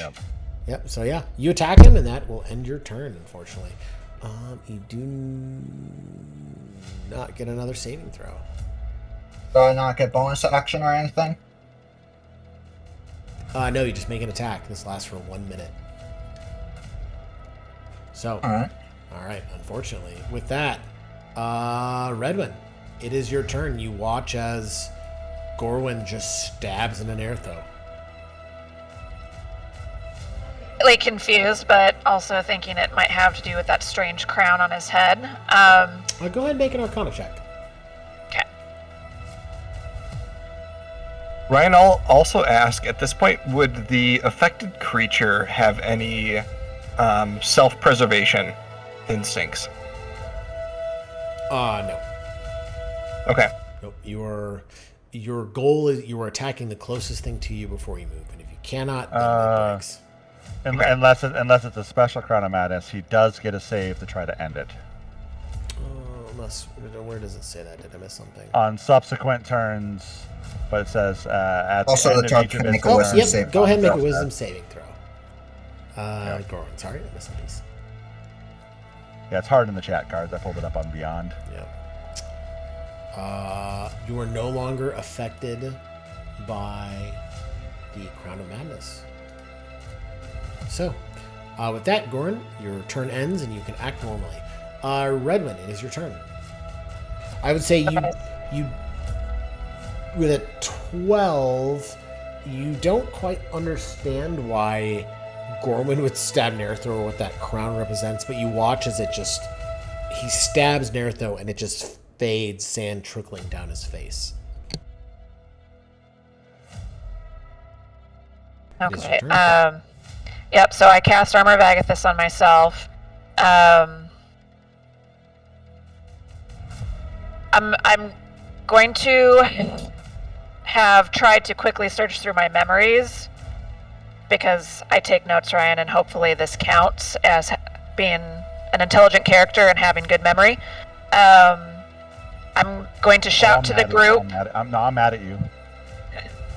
I'm mad at you. No, I'm mad at you. I just finally looked over your spell list. You have counterspell prepared and you didn't counterspell nothing.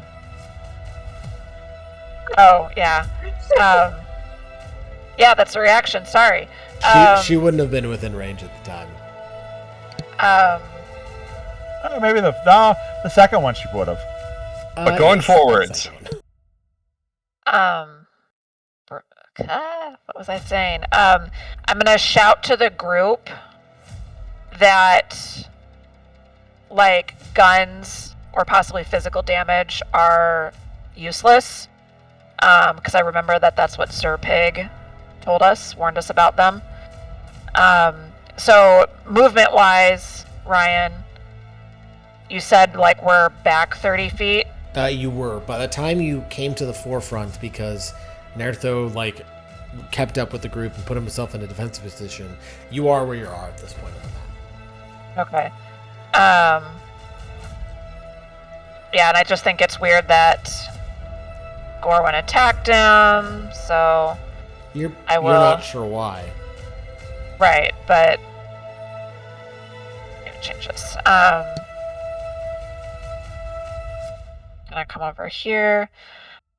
And so I know we have like a chance to shout just a little bit to the group. So I will have shouted my message about what I think I know about these creatures.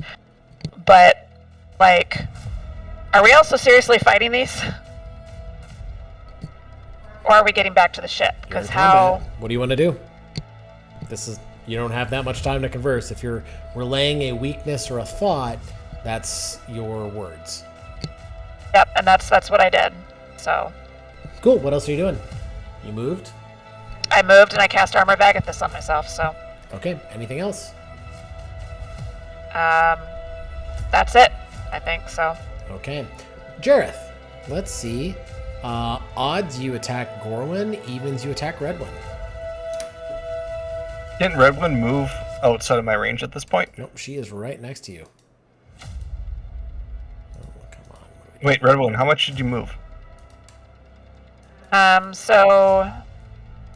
Because she's now on the map. We're technically 30 argue on behalf of Ryan. She moved and ended her turn. It is now your turn. That's where she is. Correct. Yep. You all kind of continue to move forward because nothing was said to you because Riva was trying to be silent. So we will say odds. D4 evens odds. Yep. Even you hit Redwin. Odds. Oh, I'm sorry. I'm rolling because I'm controlling creature. Go ahead and make your full attacks against Gorwin. So it's 2 attacks. Just normal attacks, no special abilities. You're just smacking them. 2 attacks. You have that, yep. I do. Oh, thank God. A 12 will miss for the second attack. I can argue that the spell does say make a melee attack. Correct. The attack action is one action that will invoke all the attacks when you use it. Except it doesn't say take the attack action. It says make a melee attack. It's 2. It's more fun. All right. So, yeah, you watch as Gorwin, as you come to your senses and you pull the dagger out from Nertho's leg, looking horrified, you just hear the sound of a blade coming down at you from behind you. You immediately turn, it missing, as you watch as a second strike coming from below cuts into you lightly. You can use a candy dodge to take half the damage. And with that, Jareth, if I could have you make a wisdom saving throw, please. Is that just straight out of attributes? Yes. Yeah. Okay. Oh, there it is. Saving throw. Yep. You are still under the effects of the madness. It's not that wise. So, with that, that'll end your turn. Sam, not wise Ganji. All right, it is Nertho's turn. Looking around, Nertho is going to start off by trying to understand the scenario around him. So he's going to make a Arcana check to see if he can figure it all out. That's a natural 20. He sees that you are under the effect of some type of malady. And with that... I know him. He'd probably starry form the closest I'm seeing enemy. what spells he has prepared first.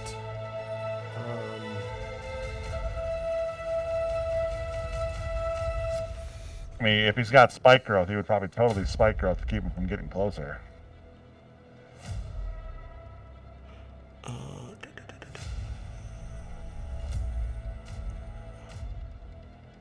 You all watch as Nertho forms his hands together and looks at this desert scarred that's moving closest to you, the smaller one. And he is going to cast... Starry Form is a bonus action. He's going to Starry Form Archer. He is going to...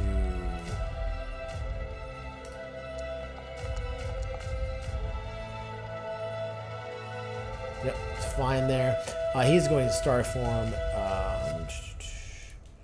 Sorry, he's going to make his attack first with the Starry Form as a bonus action, I believe. That is... Bonus action, Chalice. Nope. It's a dragon.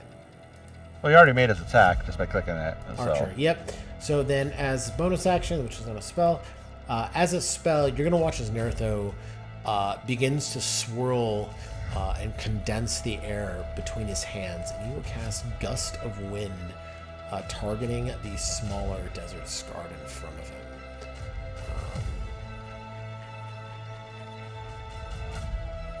Strength save.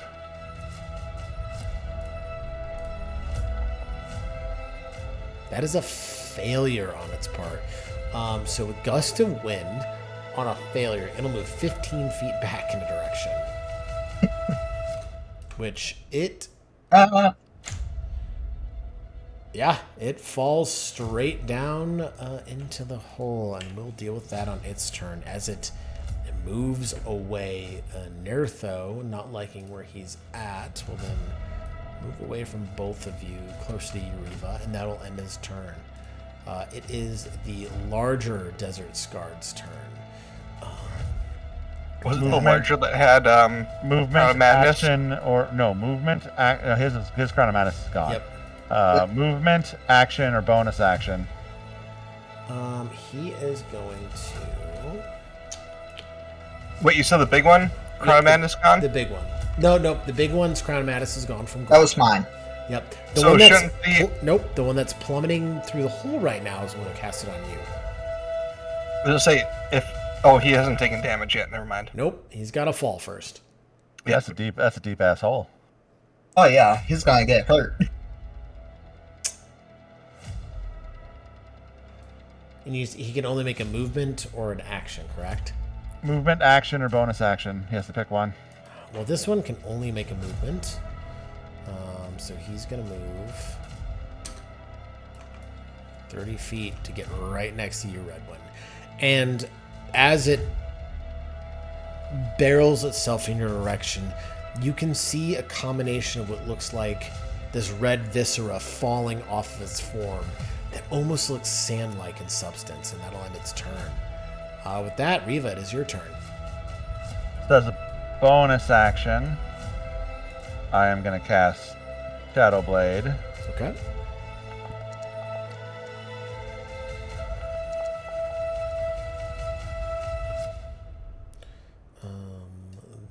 Is there a saving throw to that spell? No, it's an attack roll. Yeah, these are being linked for some reason. Yep. So Yeah. 25 will hit. Actually, but I would have actually moved Yep. 20 feet to there. Mhm. But then it's also going to deal sneak attack damage to him. And then, let's see, I still have 10 feet of movement. I'll move to there. And then I will bonus action move. Was your bonus action not doing your spell?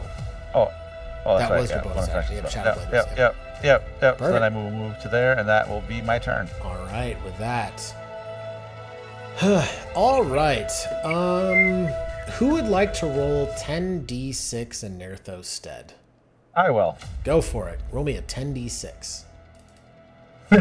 Oh boy. It's a 100-foot drop. Holy smokes. That is 34. So that'll be...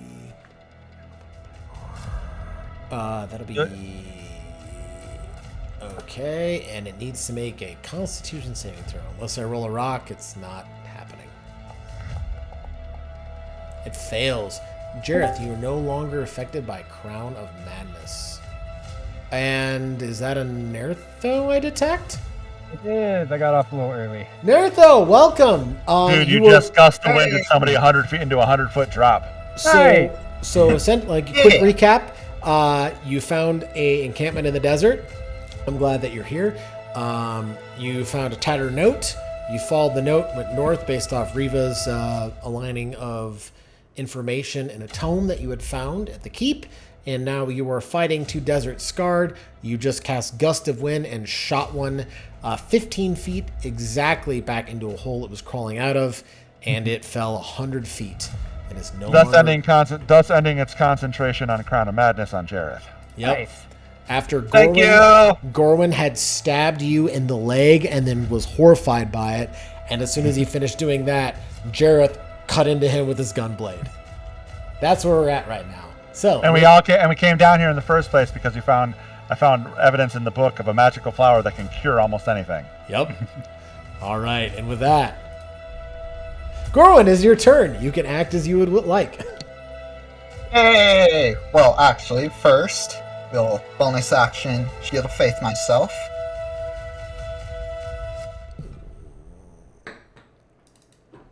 Then, Yep. I'm going to Chain Dagger this guy. Go for it. That 24 will hit.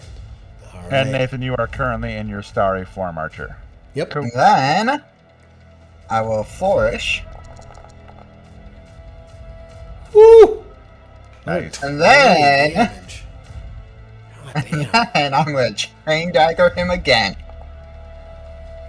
17 will also hit. All He right. is in pain. He is looking. He's looking hurt from this.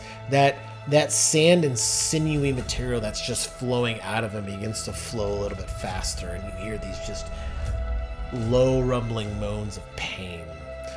With that, anything else in your turn, Gorwin? And just some flavor text. You guys can tell Gorwin is pissed at this guy. All right. No, No, how I'm dare lucky you he make did. me attack my friends? Nobody makes me bleed my own blood. All right, with that, Redwin, it is your turn. What would you like to do? I'm gonna attack the big baddie with. Let's try Rhymes Binding Ice on him. Ooh, there you go. Um,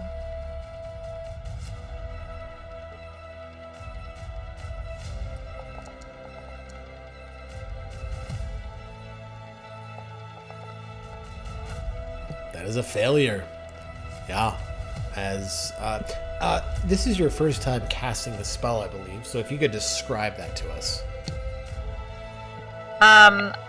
I point my finger at this creature, and what starts as like kind of a little like flurry seems to kind of emanate out from a cone into like a snowstorm whirlwind in a cone fashion towards him, and just like hits him with a blast of just ice and snow and like wind. Yeah, so you watch as the air around Redwin somehow begins to become more dehydrated than it already is, as she begins to form this fury of cold and ice into this being. Anything else? I'm gonna try to shout at Jareth, like, let's try to push it into the rift. That's her idea. So Okay, it's frozen. Let's try to push it away. sure. Jareth, for funsies, go ahead and roll me a d6.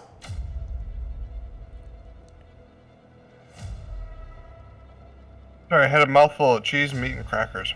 Go ahead and roll a d6. Delicious. You said Voldurm's cock wrong. Wow. Jareth, if I could have you make 2 attacks at Gorwin. You were still under the Please, influence of.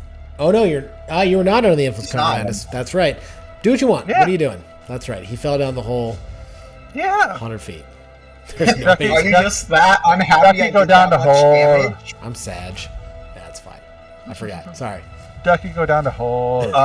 As Jareth kind of runs forwards to this thing, he kind of grins at Riva and goes, or not Riva, sorry, Redwin. Big monster, big hole behind him. You think I'm not going to try to knock him back?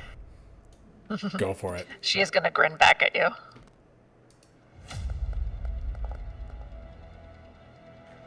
A 23 You will were hit. targeting me. He was targeting me. Oh no. Oh, no! I'll heal Gorwin. Dumbass. Yay. Yep. you. I had them both targeted. Yep. You bring down your blade into this desert scarred.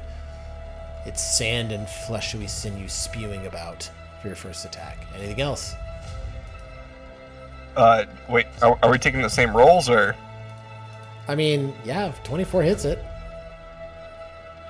You No, don't have to 20, roll- 20, 23 hit it. 24 was the. That was slash against bang. Gorwin. Yes, no, that 23 will hit it. Oh, sorry, 24. Okay. You attacked them simultaneously, so if I can have No, you make your slash second bang. attack against it. Oh, No, slash bang first. All right. Oh, I'm sorry. Fuck. I meant first strike, but fine. Slash bang. Okay, that is a failure. It took the additional 9 points of damage as you pull the trigger on your gun blade, and an explosion protrudes out the front of it. All right, for your So second he's knocked prone. Yep, for your second attack. It's at advantage. It's at advantage. Oh. Okay, let me roll it again. Find prone on here. 17 will hit. There we go. Okay. Yay. All right. Anything else? Yes.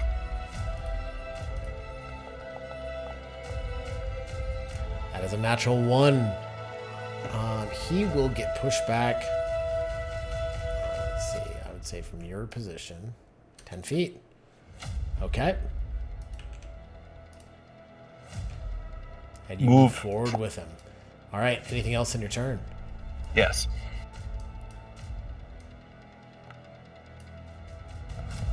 Is a bonus action. That is a ranged attack against him, correct? It is. It is. Yeah. That's a disadvantage. Could I have you roll again, please? Sure. It'll still hit. Don't Pain worry damage. about it. Go with the first one. That is an 18. It succeeds. It is looking rough. Anything else?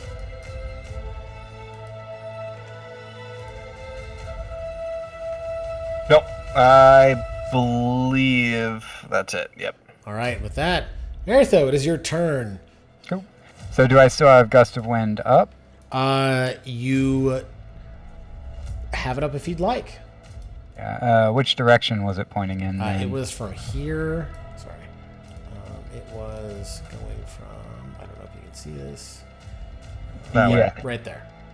So Yep. for me, currently, it would still be same direction, but extending from like the top left of my character. That is correct.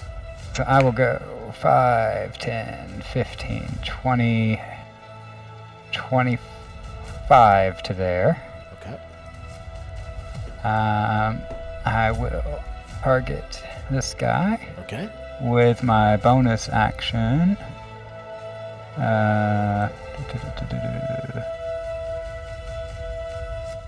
Where is my thingy? Features, that's right. Sorry, Form Archer. Ooh, that was almost bad. It is prone, so I'll need you to do that again at disadvantage. Correct, yes. Sorry. Okay, give me a sec. No worries. So that was a hit, so I'll just roll it again at disadvantage. Okay, it's not like I did that 3 times my last turn. You know, it happens. No, just roll it normal. Just roll it normal again. Just do a normal attack, and if it hits, it hits. If it doesn't, we'll take the first damage if it hits. I can't tell if it's assuming disadvantage or not at this point. Just, yeah, normal rolls. So we'll see what happens. Sure. Cool. Oh, except it rolled That's- damage again. Nope, that's fine. I redid it, so he'll take the 2 more. Well, that is the better attacks. To go with the worst one. Actually, in your case, the worst damage roll is in your favor, so he'll take 2 more points of damage. So, Okay. yep, your starry form, those beams of energy launch out from your body, piercing into it. And that was bonus action. Correct. Everything I have is an attack roll, is it? No. Okay, so I will attempt to frostbite him as well. And then nothing happens with the gust of wind until he starts his turn. Correct. That's the end of my turn. Which It's a is failure. He is looking real rough. All right. So, next turn. It is the big fellow's turn. He is going to Do you want me to roll the gust of wind saving throw? Yep, go for it. It's gonna make that saving throw first. Let's see if he goes into a pit. Ah, dang it. It's not letting me do You it. can just have him roll. It's a DC 17 Okay. So we will go here. strength save. All right, that will be a.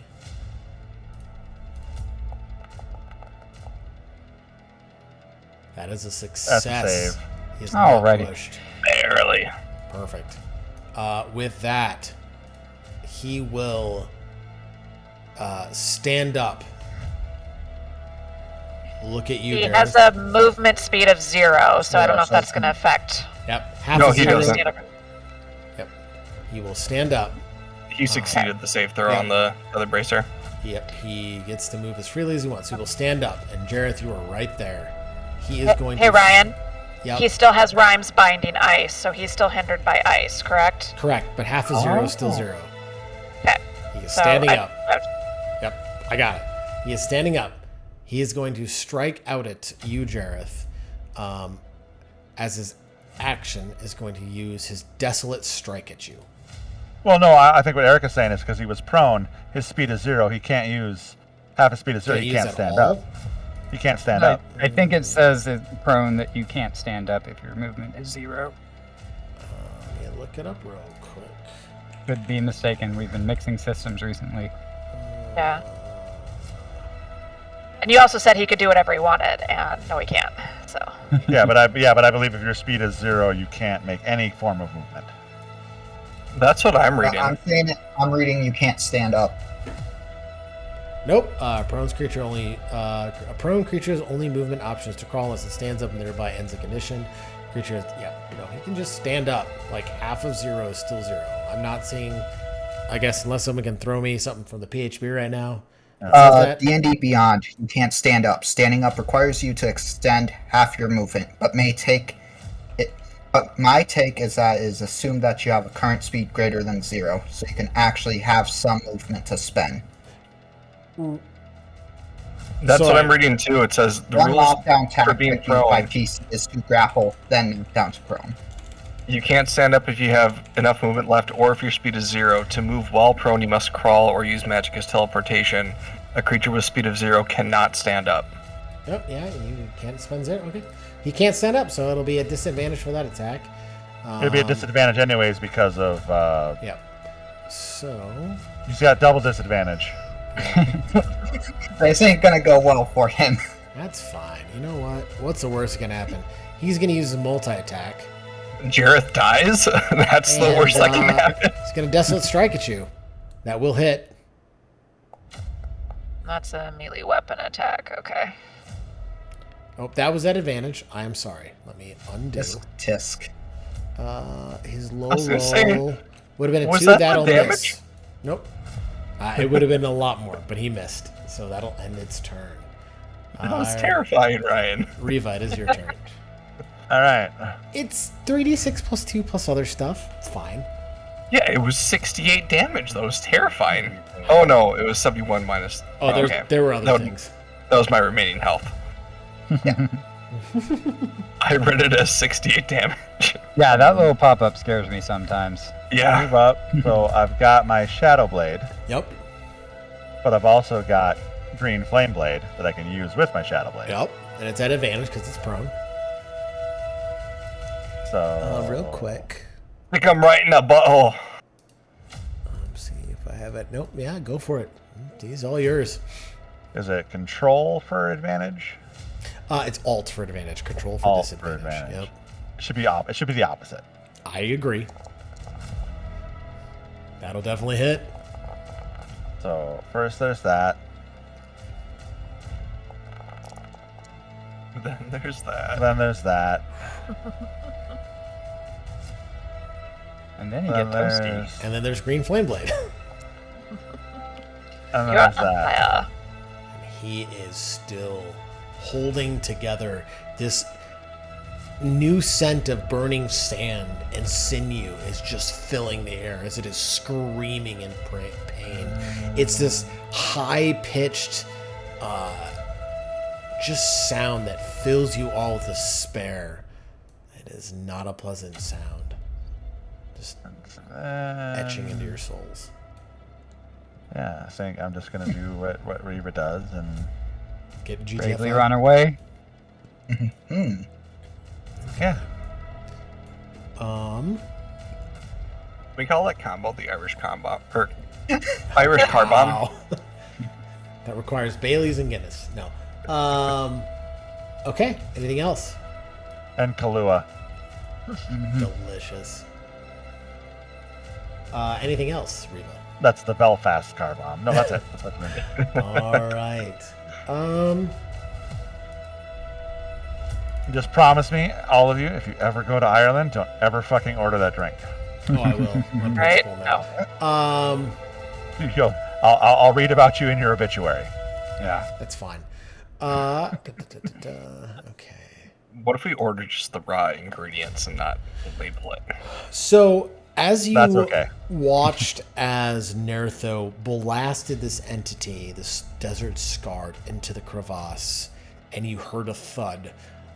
With that thud, you see as bursting from the sand, it emerges in this whirlwind of dust and sand shooting around it. For its movement, for its action, it is going to cast at 4th level, targeting Jareth. And counterspell? Jareth. What can I do with counterspell? You can counterspell it. Jareth. What is going on? Can you can cast it attempt at 4th to. level? Yeah, if he's casting it at 4th level, you can attempt to counterspell. It's going to be, what, a DC 11? Yeah, so if casting a spell of 4th level or higher, make an ability check using your spellcasting. Equal to the spellcasting level, so it'll be 10 plus the level of the spell. So it is attempting to cast a spell right now. And I can attempt to counterspell it. Yeah, go for it. So we're gonna target. Yeah, so you got a... Yeah, so you got a DC 14 intelligence check. Yep. Go ahead and make me a spell casting modifier, a spell casting check. How do I do that? Just an intelligence check. Just a straight intelligence check. The DC is 14 or higher. That is a failure. So, Damn it. I'm gonna have to do this multiple times, but Jareth, I need you to make a saving throw. Nertho, I need you to make a saving throw. Jareth fails. And What kind of saving throw? Redwin, I need you to make a saving throw as well. Oh, did I not cast any Jareth? I'll do it again. 18 is success. You are not blind. Nertho, if I could have you make a Constitution saving throw. Oh, I thought that was me. See how this goes. Not well. All right. Nope. Not well at Nertho, all. you are also blind. Not a fan So- of that. Am I reading this wrong? Because it Red one does only say succeeded. one creature. And then an additional creature per level of the spell. Okay. Yep, it's casted at 4th level.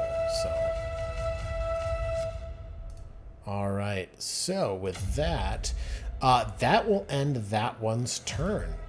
Except Redwin shouldn't be blind. She saved. Oh, yeah, you should not be blind. I will get rid of that. Blind. Okay, with that, Gorwin, it is your turn.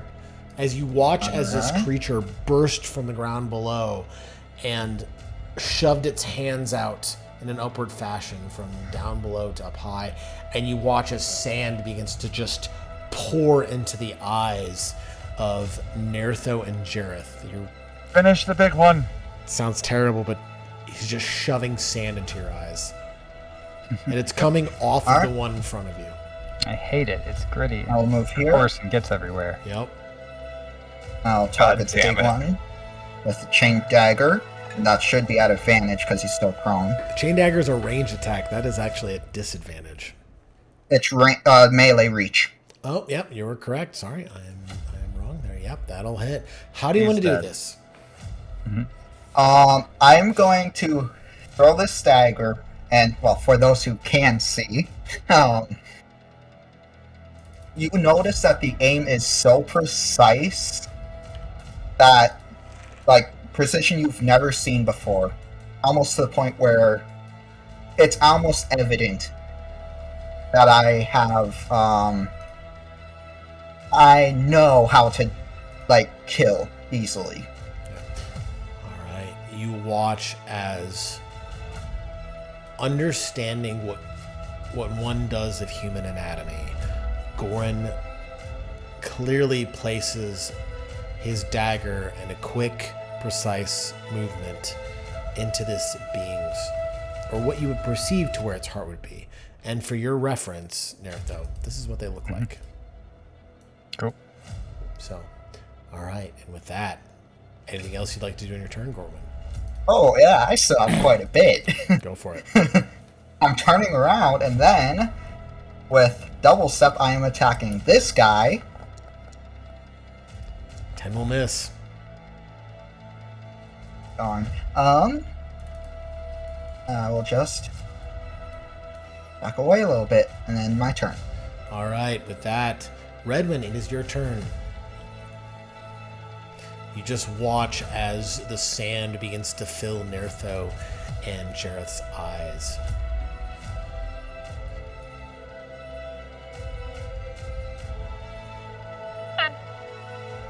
Okay.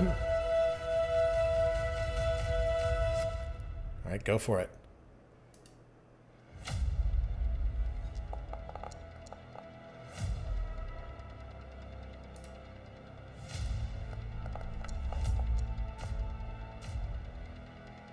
Uh, 20 will succeed. Okay, so he takes half damage. Yep. So It's been applied. Anything else? That'll be your movement and action. Does that trigger a concentration for the blindness, or is that a Nope. no-con thing? No Alrighty. con. At the end of the creature's turn. Yep. Anything else, Redwin?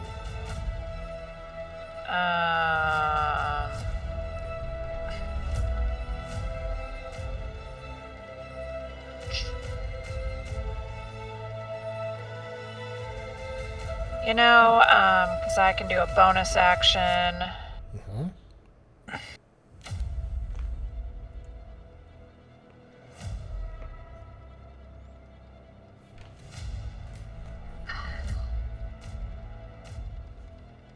He kind of just attacks, I think, whoever.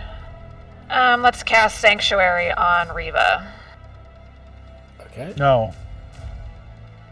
No, don't do that. No? Because then I can't attack. I mean, you can, you just lose any benefit. Yeah, it'll be a wasted spell right No. away. Any creature attacks targets the warded creature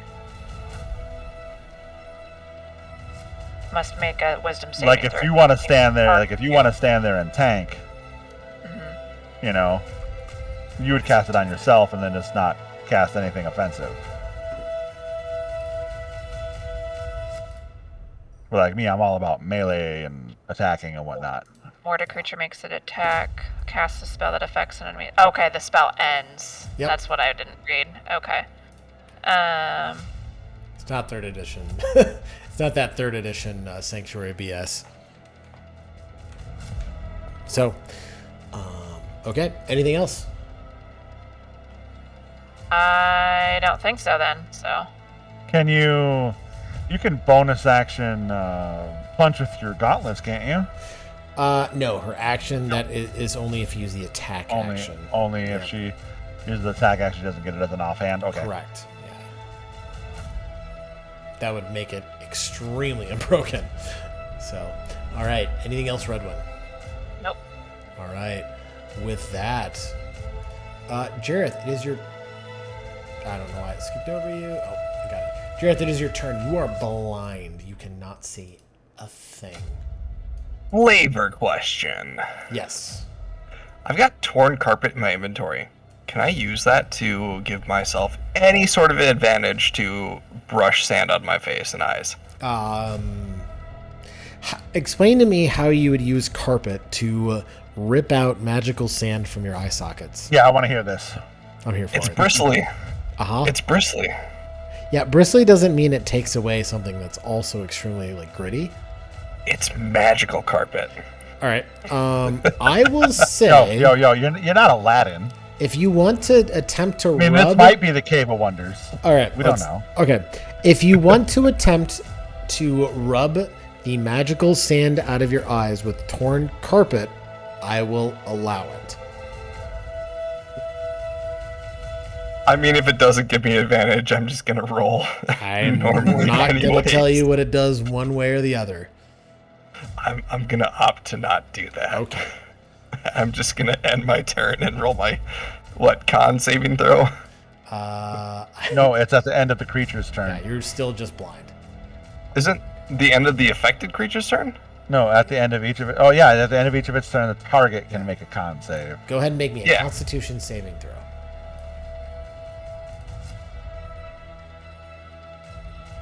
Where are you? Attributes. Come on, my con is good. You Womp, are womp, still blind as the womp. sand continues to dig into your eyeballs. All right, All right, I that'll choose the end your carpet. turn. Oh God! All right, well, the carpet has passed. Nertho. Well played. It is your turn. Thank you. I am gonna drop concentration on Gust of Wind so I don't accidentally yeet one of my teammates down that rift. Smart. Okay. Spell ends. You can see nothing around you. Yep. Just gust of wind our eyes. Yeah. And then guess I'm gonna go 5, 10, 15, 20 Okay. to there. All right. So Nertho, Uh-huh. we're gonna back you up a little bit. You bump into something. You're not sure what it is. Go ahead and make me an intelligence check. Okay.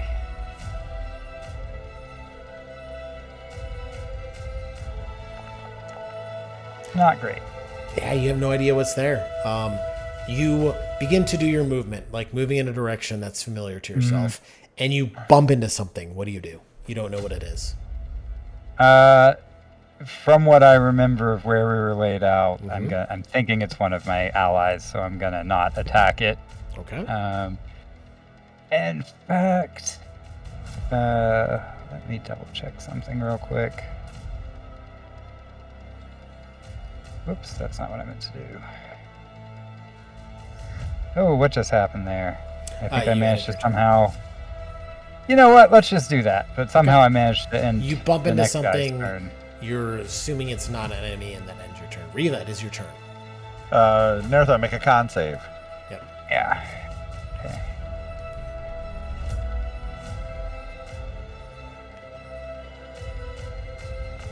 Oh, I did that as a check, not a save, but it's gonna fail. That's a anyway, failure so- either way. You are still Yeah. blind. All right. Riva, it is your turn. All right, so green flame blade again. So first the shadow blade attack, 15 will miss. which will miss. Alrighty, well. I've got a lot of bonus action But fuckery which, that I can but do. which one will you do? Well, I can move away or I can move away. I mean, actually, I have plenty of movement. I can actually move kind of like back there, and then I will attempt to hide again. Yeah, I'll say there's a dune over there. Go for it. Go ahead and make a stealth check. Is pass still up? Jareth hasn't taken any damage in this combat, so yeah, it's still up. He's only dealt damage to his friends. Then I'm hidden like a motherfucker. You're super hidden. All right, and with that, it is the Desert Scarred's turn. Redwin, you're there. It's gonna strike out at you with a 10. That'll miss. It's gonna make a multi-attack to do a second strike. A 12 will also miss. And with that, there's no bonus actions. That'll end its turn, unfortunately. All right, with that, Gorwin, it is your turn. Alright, well, you already know what I'm doing, so, Ryan, you say unfortunately like you're trying to wipe us. A 16 will miss. I guess unfortunately I That's stopped. that's 16 hits. 16? Yeah, it says oh, hits. Sorry, 16 hits. Sorry. I stopped pulling the punches. So we'll see. Then we'll flourish. Okay. Then another one. Calm down, DJ Colin. 14 14 will miss. As you not the number one. But sorry. Yeah. you're- DJ Khaled, why am I yelling? You move forward, you lash out with your chain dagger, striking into its chest, pulling back, going for another strike. It misses off of its. You watch as the sand almost solidifies to block the blow for a moment, and you back up to a place of safety. Anything else?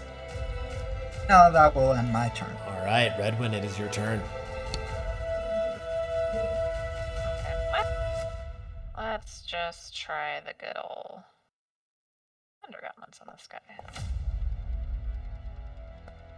15 will miss.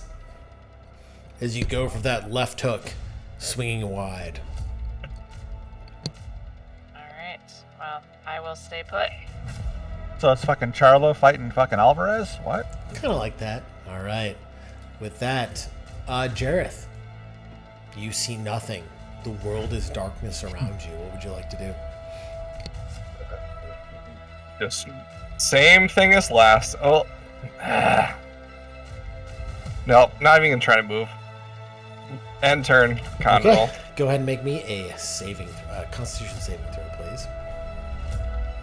Really wise with a big hole in the ground close Just to in a you. row, just in a row. Get ready for that one. An 18. As you, in a miracle situation, you go, you know what? Fuck it. I'm going to take that rug and I'm going to use it for once in my life. And you just start rubbing that thing aggressively in your eyes. And the sand actually kind of clumps together on it. And you begin to see the surroundings about you. You are no longer blind. I don't know why it's not going away, but I will fix that. That is Ryan- convenient. That is from the convenient effects tab. Fix Ryan, I'd be Another upset, but goddamn, yeah, I can take it off. Okay. All right. Perfect. With that, that'll end your turn. And you with that- scratch your cornea. Nertho, it is your turn. You bumped into something and you stopped. What do you do? All right. I mean, nothing has attacked me. So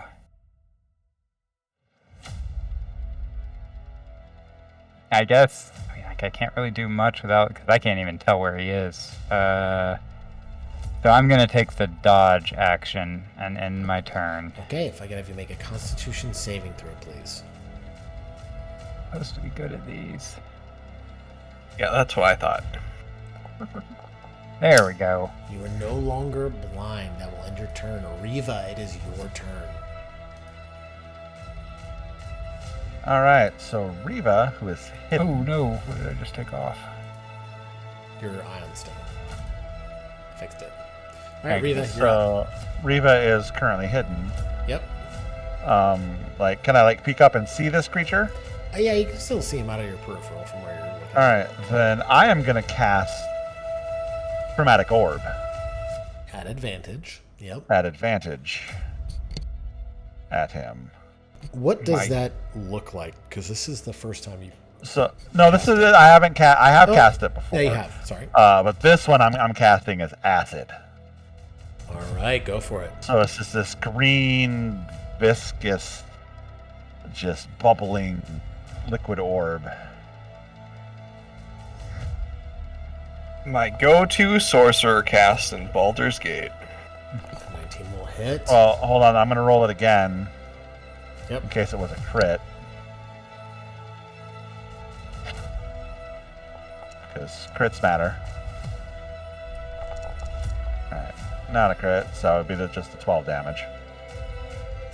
Now, 12 as acid this- damage. As this green liquidy ray just launches from this diamond and hits into the center of this being, engulfing it in this acidic-like substance. And then bonus action hide. For 28. All right, that'll end your turn. Okay, with that, it is its turn. Well, it is covered in acid. Its companion, it lies dead on the ground. Redwin, you're the closest thing to it, so it is going to strike out at you with its strike. That is a natural 20. Oof.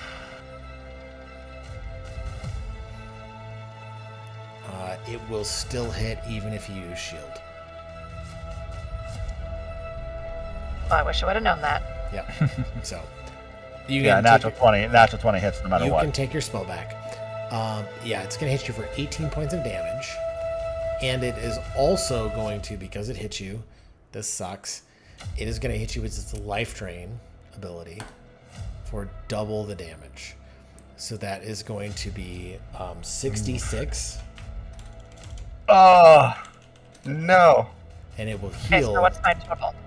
I will let you know. You'll have No, to add. she saved. What? She saved. No, she saved against its ability. Oh, She rolled a 17. 17.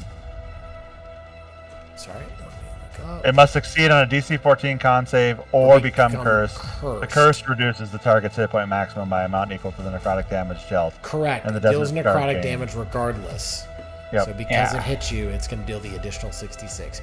Your hit point maximum does not decrease, but you will take this amount of necrotic damage. You'll take 25 points of necrotic damage. He will take 15 in cold. Correct. And heal for a total of 10. So Okay, so you said how much damage? I take an additional 25 points of necrotic damage Additional on top of what? on top of The 18. 18 that I So think you're had gonna already take a total applied. of 43. It should have, yeah, total of 43 for its first attack. Although it's weird, it's still showing temp hit points. Looks like on my screen. It is, yeah. So subtract the 18 from the 43, and that will leave you with 27 more on top of it. So 51 minus 27 will be 18 temporary hit points. So I took that. yep. You'll take another 27 points. No, wait a minute. That's So 15. 15 plus 12 from the abjuration ward. So I had 27 temporary hit okay. points Yep. first. So 27. It wasn't in here, right? 43. So 27. Calculators are great. So I had 78 hit points before it hit me, technically. So you would be at Total. 30. Yep, you're correct. 35. That's its first attack. For its second attack, we're gonna use another Desolate Strike. 21 will miss. Also, sorry. No, 21 should hit because she thinks she's still shielded. She did not. Unless she, shield. she did yeah, she- well. she did shield, but then never took it back. So yeah, I mean, that- technically, if she yeah, kept the technically- shield up, this one Yeah. would miss. So, however,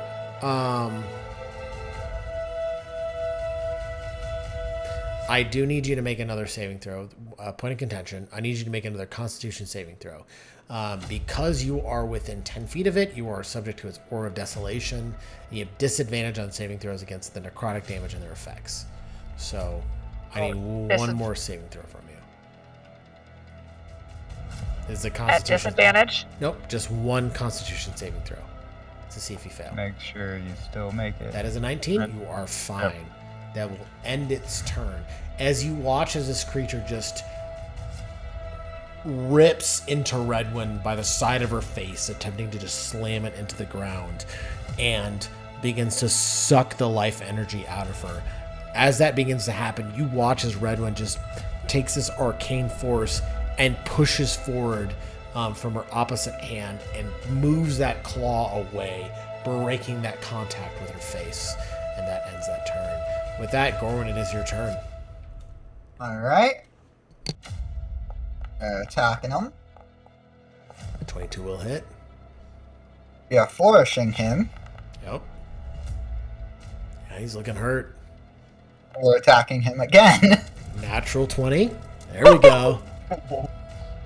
For 11 more points. Yeah, he's looking rough. Then Okay, I'm you moving should almost back. you should almost save your flourish for that second attack, man. It's hard to Oh, know, though. Right. Then, before I end my turn, I will shout back, be like, "Hey, Nerfil, I'm at your 2." No, Nerthil's then not we'll blind turn. anymore. Yep. No one is blind. Oh, then I'll just move back and then my. Okay. All right. And with that, Redwin, it is your turn. As this creature just clawed into you relentlessly, what would you like to do? Gorwin, I gotta say, I love how your class levels up exponentially. Oh yeah. I'm waiting for one skill in particular, and it will be insane. Yeah, that's the problem with my build. My build really doesn't like take off till like 10th level. But then it's dope as fuck. You'll get there. Trust me. But then it's dope Redwin, as fuck. uppercut him into the pit. All right, Redwin, what would you like to do? How many spell slots do I have? This is madness. There you go. This is Taurinia! Alright, so creature has to. Oh, I gotta do this. I think it's gotta be centered on me? Right? No, it's not centered on you. It's centered in front of you. Okay. So, yeah, he's got to make the save. 15. Yeah, you can make it like a cube extending from your cube, essentially. A 15 is a success.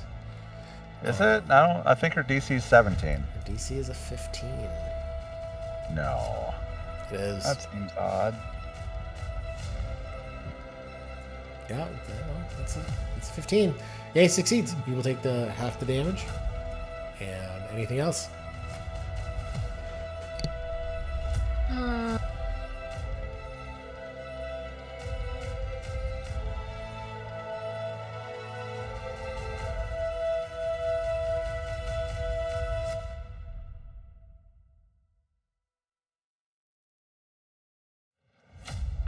How long does that last? It's one action. It's over and done. Yeah, no, that's not what I was asking.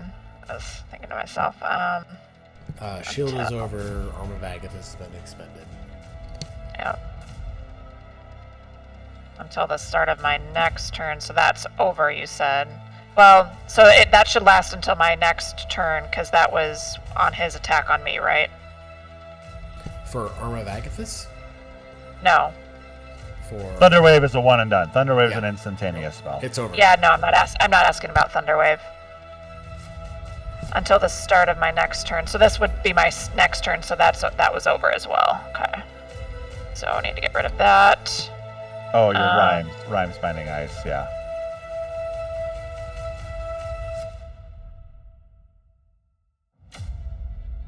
No, Okay. go away. Anything else? Trying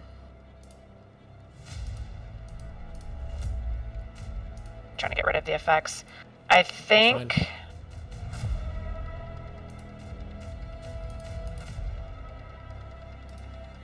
I'm gonna sit tight. Okay. All right. Then on your turn, Jareth, you're up.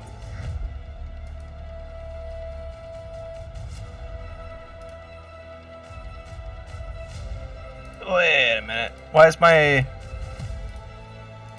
I'm trying to use Tether Bracer, but it says I only have a range of 10 feet. That should not be accurate. Yeah, it should be a 60-foot range. My speed is increased by 10 feet, but... Oh yeah, the spell set up one bonus action 10-foot range. It's one bonus action. Range is 60 feet long. Where is it? It should be 60. Weird. It shouldn't be doing that. Anyways. Yeah, so you have it for 60 feet. Yeah, so attempting to do that. So you're trying to tether bracer the one creature? Yep. Oh, yeah. What do you want me to roll? That is a ranged attack roll, so go ahead and it should just work if you do the attack roll. But it's not, right? No. Yeah, work for me. Oh, weird. Okay. Well, if we missed, Yeah, I'll it's a move forwards. 13, that'll miss. That's your attack action, or your bonus, Bonus. I should say. Okay, that'll miss. Yeah. A 24 will hit. Okay. A slash bang is in effect as you pull the trigger, and it takes that damage head on. It is looking real rough, but not doing as much as you'd hoped. A 19 will hit. It is looking real rough. Second slash bang. There's another success. It is just taking those peltings of gunpowder and fire of magical origin and just is not carrying. Anything else? I pee on him and then I pass my turn. That's weird. All right, Nertho, it's your turn. Hey, dude, this is the desert. All fluids are sacred. Yeah. He's made of All right, sand. Kelly. Maybe he'll fall apart. I'm gonna do the bonus action Haters archer gonna shot. hate, lovers gonna love. That's I don't even probably want not a great 14 roll. will miss. none of No. the above. I want to piss on you, Come Uh, down, Kelly. pee on you. looking at this, I am going. And then I pull up my gun. You know what? It looks like you haven't used any of my guiding bolts, so we'll I've do not. that.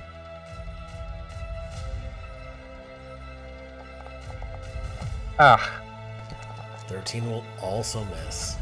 all right. That's what I'm doing this turn. So All right. Top of the order. Taking a Riva, minute. you're up.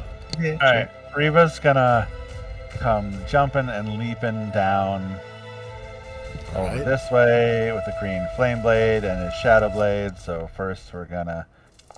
Well, How do you, I won't how, even. how do you want to do this?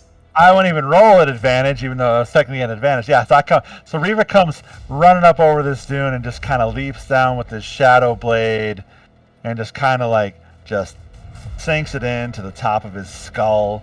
But being as how this creature is and like all sandy and stuff, you see the shadow blade just separate this thing straight in half as Reva does like a superhero pose landing, Yeah. So you and all as the watch. shadow blade just like digs into the ground beneath it, and then the shadow blade vanishes out of his hand. So you all Slides watch down its body. as Riva just jumps off of this mini dune laid out before you on the battlefield, and his blade started to become made of pure shadow, and it intertwines with that green flame you're all familiar with into this mixture of the two colors, and he brings down and just in a two-handed motion crashes into this entity, the Desert Scarred's forehead as it turns looking at him, trying to react defensively, and he just cuts it in twine from forehead to its groin, and it falls to the ground, dead and I'm ash. fucking soup to nuts. And that is where it dies. So, with that, combat has ended. The two entities slain. They begin to.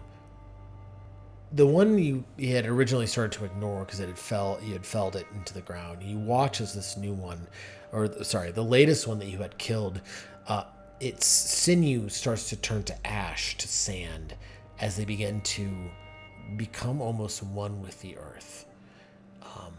But with that, you have a cavern before you, embers faintly spewing forth, a light fog misting there. What would you all like to do? So these entities' bodies, they're essentially, at this point, there's no differentiation between their corpses and the sand. That is correct. All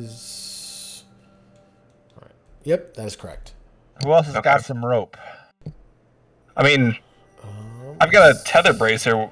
As far as we know, the tether bracer only goes Sorry. so far. Does anybody else have any rope? 1 second. I'm getting Yeah, some but weird 60 feet. static here. Yep. Let me fix this. Rope. Because I got 50 feet of rope. And Oh, we, okay. know we know it's at least 100 feet Perfect, down. fixed. Yep. You know, yeah, it's roughly 100 foot down. Metagaming wise, we know it's 100 feet down because that motherfucker took 10d6 damage falling. He took a lot of damage. Like, he crashed to the ground, and I would make the argument this party is very familiar with falling from heights at this point, be it airship or cliff face or whatnot. Yep. So it's about 100-foot drop to the bottom. That's what I was going to say. We could chain it down if you want me to go down part way and drop a torch and then rope down. We have more than one rope in our party, Jareth. Yeah, I've got 50 foot of rope. Oh, So okay. we tie the as ropes well. together. We tie all 3 ropes together. We got 150 foot of rope. Sure. So we'll tie all 3 ropes together. Like find a nice boulder up here, wrap it around. I mean, I'm talking, Cliffs of Madness style. I mean, Jareth, you can be Fezzik. That's fine. I'll be the Dread Private Roberts. Gorwin can be Inigo Montoya. That's fine. Yay! You just don't want me to use my ability for its utility. I mean, I okay. guess okay. Redwin. I mean, you're Vicini. All right, give me 2 seconds. I'll be right back. Maybe I think. I mean, Riva, this plan is inconceivable. Do not think you know what that word means. Yeah. Thank you. Hey, perfect. Anybody want a peanut? Smell this, but do not I inhale. guess Nartho is Mad Max. Well, Nathan's Mad Max, based off of what Yeah. you told me that you were working on for your new character. So yeah, it fits. Vaguely. But Bye, boys. Have fun storming the castle. All Yeah. right. So, are you all descending the cavern at this point? Yeah, I believe so. Okay.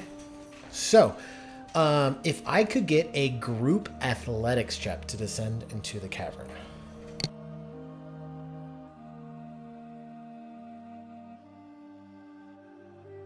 Not my strong suit. No.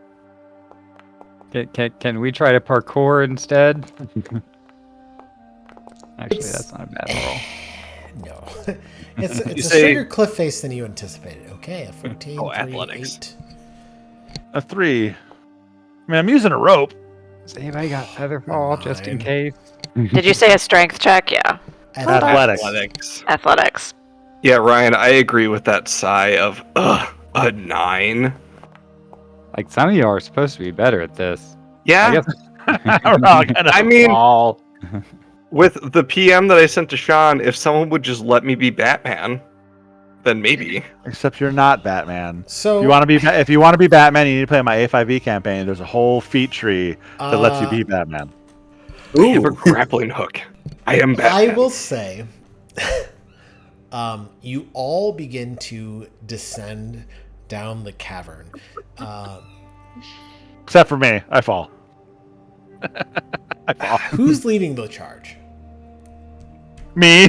All right. It would probably be him, yeah. As Riva leads the charge, looking for handholds, footholds, anything that looks safe to use, he misjudges. No. We tied 3 ropes together and it dropped a rope down the Oh, chasm. fair.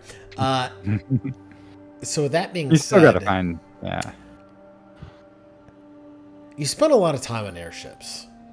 You spent a lot of time tying knots. Or you were in classes where you were taught how to tie knots, but magic's a lot more entertaining than the mundane. And to quote Morgan Freeman, it's at this moment he knew he fucked up.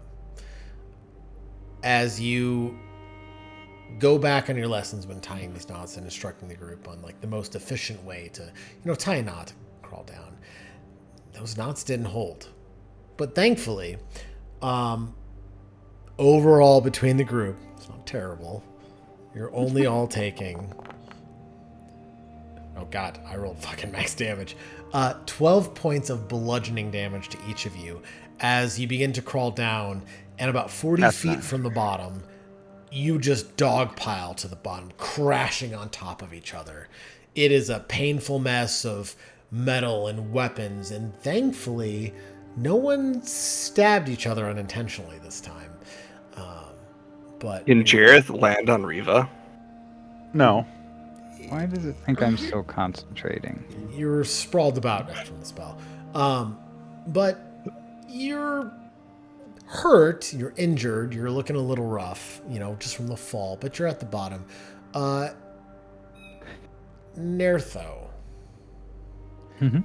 if I could have you make me a wisdom saving throw, please. In the middle of the roll, Jareth is gonna just kind of get up to all fours and look at Reeve and go, "Don't use the fucking chain, Jareth. Oh. You got rope, Jareth." It doesn't have, you don't have the length on it So, to do it. I had half of the a length. natural 1. We could have fallen from 40 feet instead of 100. I mean, somebody else could have cast Featherfall. Okay. Yeah. Just saying. The way I see it is like we're trying to like ease our way down, and we've tied off, and then like we slip. And if we had gone with a shorter rope, it would have caught us. But instead, we just fall all the way to the bottom. Yep. So you all collectively, again, you've eaten shit, you've fallen to the bottom, and you all begin to, figure it out, stand up, dust off your wounds, and Nertho, you begin to look at the surroundings in your immediate area, and where you begin to see a cave structure leading into a passageway, and beyond, you swear you see the faintest of red light. But looking at that red light begins to trigger something within you. Something that is painful and is something you wish you hadn't have seen. You begin to see a familiar mountainside, a place residing within that mountainside. You see a singular, large tree.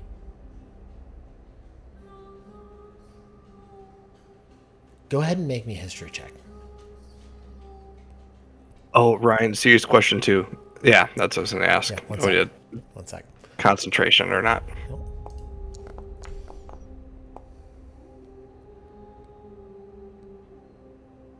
Nertho, this is familiar. This is extremely familiar.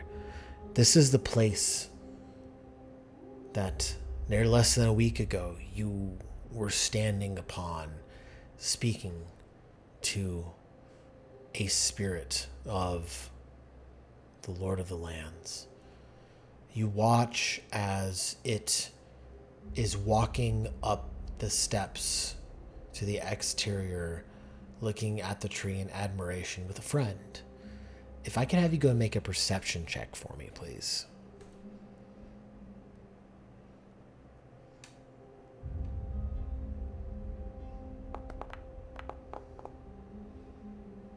$21.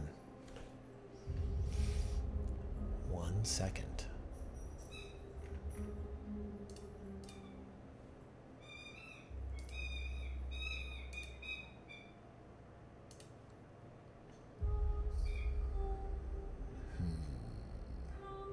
Just for clarification, am I seeing this as though I am there?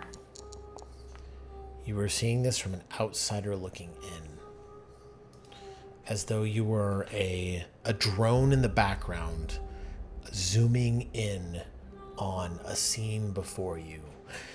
You focus in on the individual next to the spirit of this place, this familiar tree, the sacred tree you had just left. And the details are They're hazy, they're fuzzy. But the one thing that you notice is a striking color of red. The entity, the spirit of this tree, is jovial in conversation. It is having a good time. It is enjoying itself. And as it's talking, it turns its back and looks up at the tree, declaring something, proclaiming something. In joyous proclamation. And you watch as this other individual with red draws a single rapier and stabs it straight into its back. It, the spirit of the tree, begins to attempt to turn around and in a dying fashion struggles. Its movements become sluggish. This green, viscous liquid pours from its body, from that wound, as this entity in red pulls out its rapier and just flicks the liquid off of its blade. The Great Spirit tries to right itself, to understand what happened, what is going on. And it just turns and looks, and all you can see is this immense sadness taking over its face. A second strike befalls it, cutting into it. It falls. I need you to make a Constitution saving throw, please, Nertho. Okay.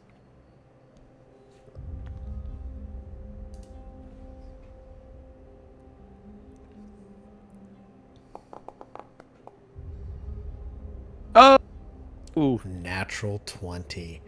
Jesus. You One zone A. stand and hold your posture, pushing through the pain that is racking your brain, that is racking your physical being, your soul.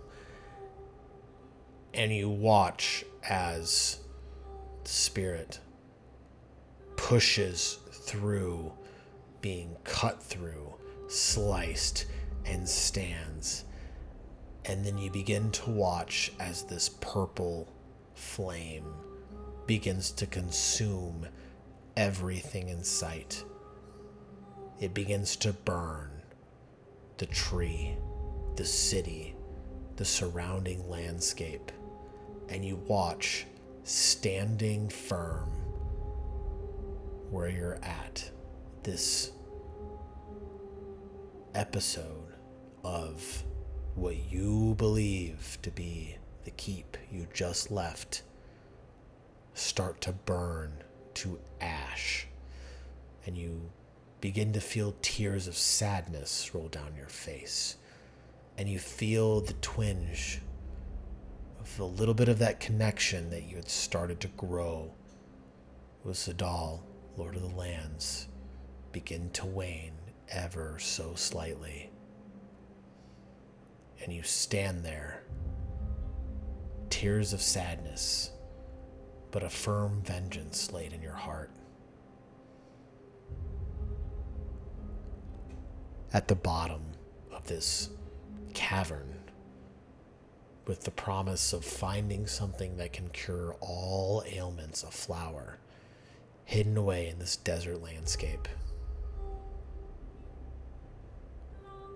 And now, obviously, like I What would you rolled like to well do? on the resistance, but I definitely kind of let out like a no, kind of in the moment. There's a pain, there's a sundering. Everyone else, as you begin to recover from the fall of your poor ropesmanship skills, I don't know the proper word for it. you just watch as Nerthos stands there steadfast, just erecting himself immediately, and tears fall down his face.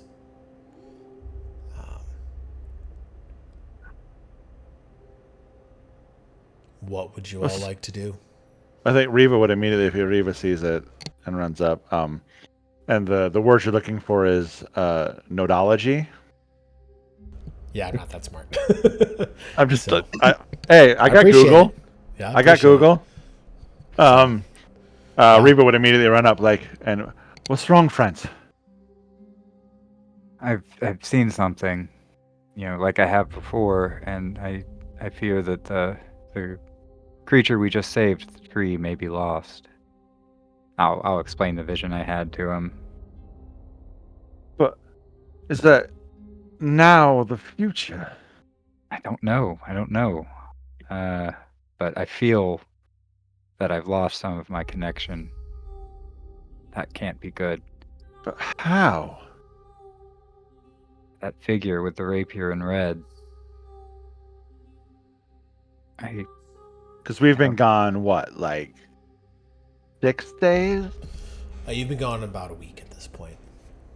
You've had very fair winds, so you've been traveling. Does your world have a our world centric 7-day week?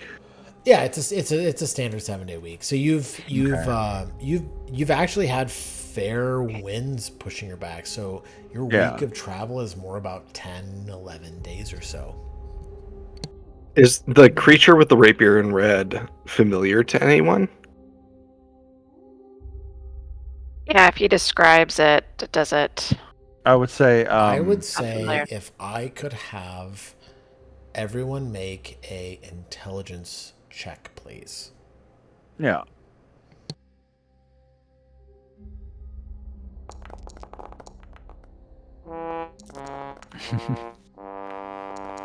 No. Nerthos dice hit mine. It's not Jesus, fair. Gorwin. Not that it matters because it's predetermined before you roll. But Gorwin gets a headache. So Gorwin now has a migraine. I would say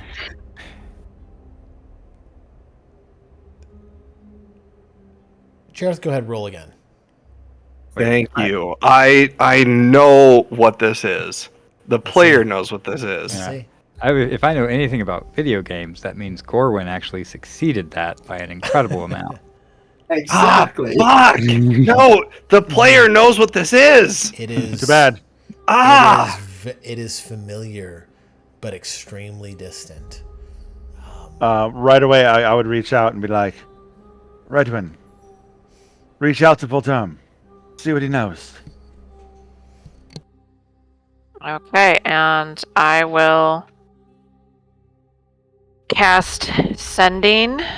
Okay. You have 20, I believe it's 25 words? Yep. Mm-hmm. What do you say? Okay. I'm counting. Saw vision. Tree spirit attacked by entity, red light, rapier. Unsure if now or future. Do you know anything? There's a brief pause, and you hear a response in your head go, well, you see, everything is kosher here.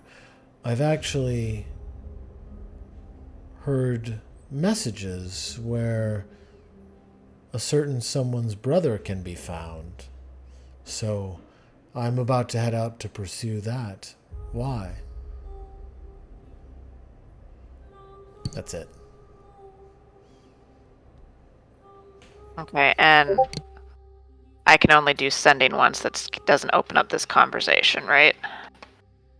Do you have the spell Yeah. prepared?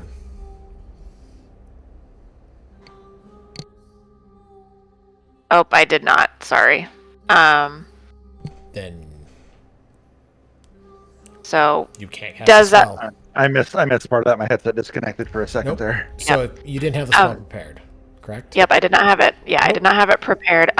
So Oh. when we create, when like we learn the spell from a scroll, does it destroy the scroll? Yes. It does Okay, so consume that it. scroll is gone. Okay. Yeah, and you do not have the spell prepared. So Yep. Well, then I'll forget what I heard. Yep, you're nothing. So Oh, I thought you still had it prepared, so you can cast it as a ritual. yeah, I'm trusting the player. So for all intents and purposes, you all collectively look at Redwin, like send the message, and Redwin begins to look through what she has ready and available for the day, and it's not there. You've got nothing. Yep, Ryan, so I it's sent not you a ritual. Yep. Nope. I got it. I was gonna say, can I just say that out loud as a player? It's all Jareth's information, what Jareth would assume. I mean, you guys. So based on your players' information and knowledge, you can say whatever you would like to. Okay, Jareth would say that we know that. Oh, of course now I'm blanking on the actual the captains. The captains. We know that. Oh, what was her name? I just had her pulled up. We know Serial was implicated with Tyr. We know, in addition, that Serial's accomplice was Talantes. Talantes' signature weapon is rapier. We know that she escaped, and we know that whatever is going on has to do with both the Oct as well as what we can only assume would be Tyr's faction. We can base this off of Zolderm's first mate's reaction when we brought up the name Tyr. This character in red with a rapier, I can't picture anyone else other than Captain Talantes. She wears a cloak, she wears a cape, and her gunblade is a rapier. Whoa. That is a logical possibility with at you least would- one being compromised. You would also know with that thought process that she does carry a red sash that runs from her hip down to her thigh. Thank you, Ryan. Thank you. That's the only thing I needed. Well, I had been thinking of this in terms of how we would conceal what we've learned from the Oct. But if they are... We've already truly- abandoned everything that can observe us with them, haven't we? At the tree. No. Yeah. Well, as far as we know. No, I still have my. Oh, okay. Oh god, we disappeared at the tree, and then a week after we leave, they show up to the tree or possibly showed up at the tree to attack. Did we do this? They're not part of the Oct as far as we know, though. Okay. But we don't know whether or not they were lying to us. I mean, the speaker had clear interest in the coronarium stone. And as far as we know, I mean, they killed the other captain for essentially treason, but we don't know what their actual motives were. If they were able to follow all of our steps and somehow Captain Talantes managed to escape, would it not be safe to assume, given everything that we've learned from the tree spirit and their essential immortality and whatever other powers they may have, how can we deny that they may have covered their tracks and allowed this captain to go free under our assumption that this captain somehow disappeared and escaped their grasp when they can follow us 1,000 miles away. So you're suggesting that they're using this other captain to track us, unbeknownst to them. Not necessarily to track us, just that they weren't forthcoming by saying that this captain escaped and that these people were operating under their own terms and not under the order of the Oct or under the supervision of the Oct. I mean, as much as I hate to say, Captain Serial may have been killed unrightfully as a cover-up. Is that... I mean, Captain Serial looked pretty guilty as far as we could tell, too, but... Oh, he was certainly guilty, but was he as guilty as we assumed, or was he just operating under their command, and he was the easiest scapegoat and the easiest one to kill off? Well, alright, so here's the thing. Do we clue the speaker in on these things? No. No. There's no way we can trust this. I mean, there would be no benefit from our part to include the speaker. As far as we know, they already know everything. Given Nerthos' vision... Well, then maybe if I clue the speaker in and get a shock reaction out of them, then we know more and confirm your theory. You think that he's going to have a shock reaction? It's possible. You think that he's not already aware that we may have suspicions? That for some reason he's not just going to send everything after us and no longer use us as a scapegoat? I think it'd be better to... I mean, I'll get rid of this thing and they don't know exactly where I am anymore.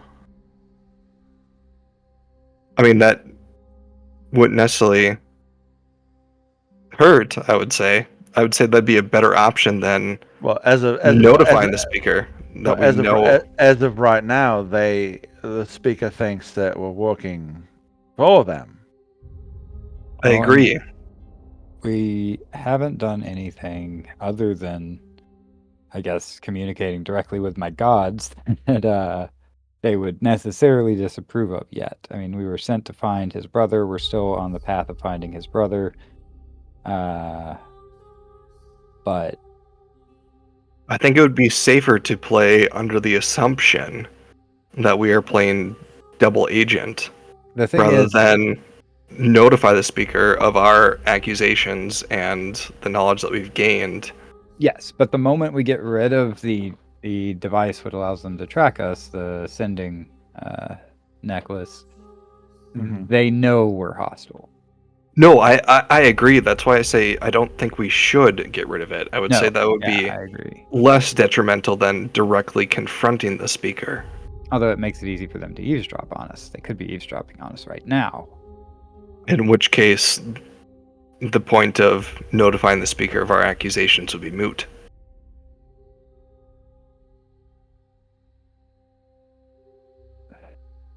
I'm a bit nervous about going back at any point in time with their Ryan, would I have any... Oh, go ahead. Spells, with their ability to, zone of truth and mind detect thoughts and things like that. I don't know that I'm safe in that city anymore. Yeah, and you know for a fact you've been put under the influence of spells that have required you to tell the truth. Like, that is a known thing. Mm-hmm. Well, and beyond that, what we've learned from the tree is that these people either have powers that have been handed down, or they are the direct powers that were influential in essentially the first apocalypse of the world.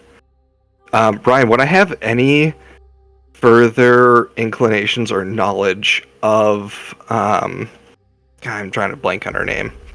Captain Talaris? Is that her name? Talantis, go ahead Talantis, and thank you. make a history check, please.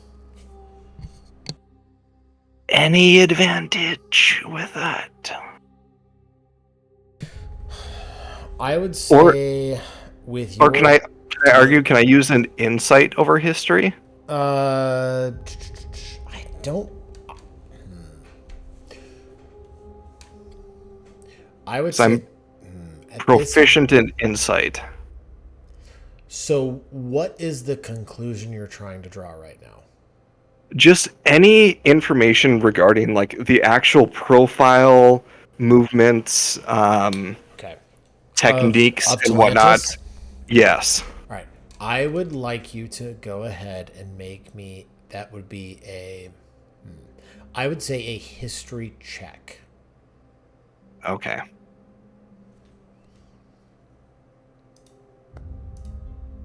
Not terrible. Okay. 16.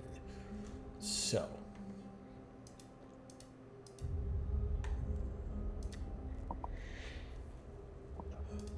What you know from your time above ground dealing with the captains before your incident is that Captain Talantis is also a fellow gunbreaker. She is a practitioner of the same art that you do.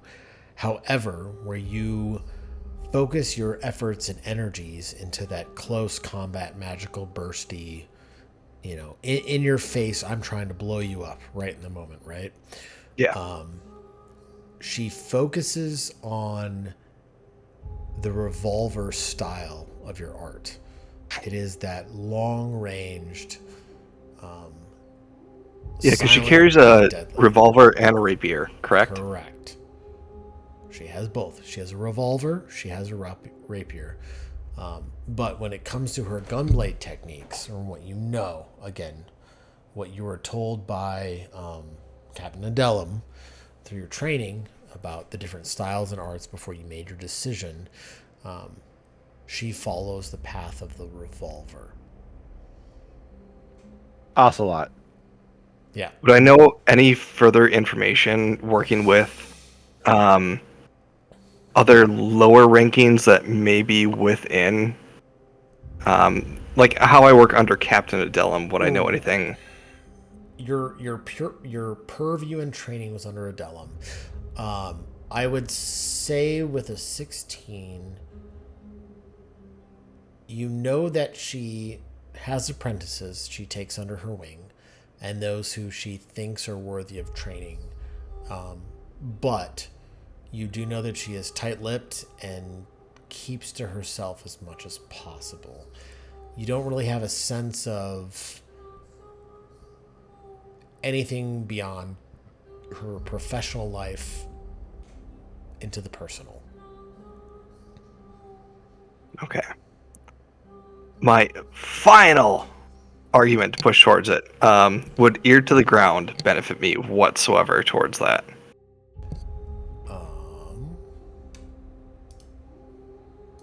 Ear to the ground. You are in frequent contact with people in the segment of society that your chosen quarries move through. So I would say she, at this point in time and looking past, was never a quarry or someone you were hunting. So no. Okay, fair. But with all that being said, knowledge past. Is there anything else you'd like to do? There is a pathway before you that leads to a flickering red light, and it is much hotter below ground than you would expect it to be for where you're at. And there's only one path leading out of There's here. a straight path leading forward with a flickering red light in front of you. Are we still under Excuse I would me. say at this point, Pass Without a Trace has worn its course. You want me to roll a d4 for damage? Go ahead. Okay. Take 1 point of damage. Okay. I still have the ring of fire resistance. Is Yep. it We gave that back Yeah. to you. So Yep, I'm attuned to it. Okay, cool. Oh, I can roll. I forgot. I can roll a Constitution to save it. There we go. Never mind. I'll heal that point.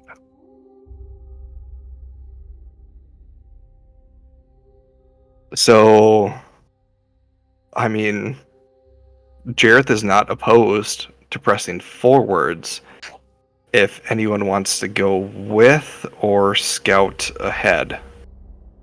Looking towards you, Riva. Yeah, Riva is more than happy to scout.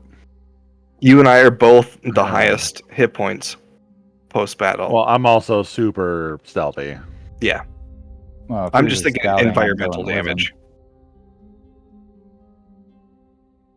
Nertho, is there anything that you can do to possibly shapeshift or form into more fire resistant, or no? No. Okay. Well, even if you did, you get temporary hit points, right? Yeah, but I only have one wild shape left this short rest, and the archer thing is pretty useful.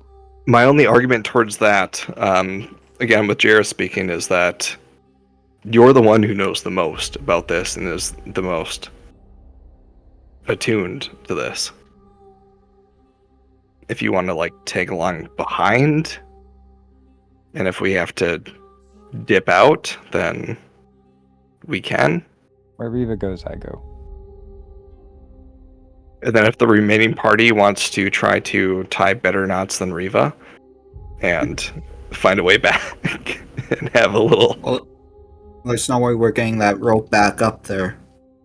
Well, I can get up there if we need to. Again, the rope, with that 100-foot drop, the first portion of the rope was secure and solid. It's that second portion that's rope comes in 50-foot sections. It's 50-ish feet up where it's not tied off, and it's just it's laying at the ground where you're all at. Yeah. Depending on if I have to use my wild shape, as long as I have one left, I can, or if we wait an hour for me to rest, I can turn into something that can climb easily and get up there. Well, and if there's any actual, blanking on the word, cracks in the wall where I can shoot tether bracer this time to climb up to potentially secure the rope for future use, to have someone kind of daisy chain up and tie it back down. Yeah, and I still have my 4th level slot, so I can polymorph someone if we really need it. Sure. But again, all kinds of things we can deal with on our way out. Right. Unless we're worried about a rapid retreat. Yeah. I mean, what's everyone thinking? I think we have it at the ready in case we need to retreat. Yeah, have it ready.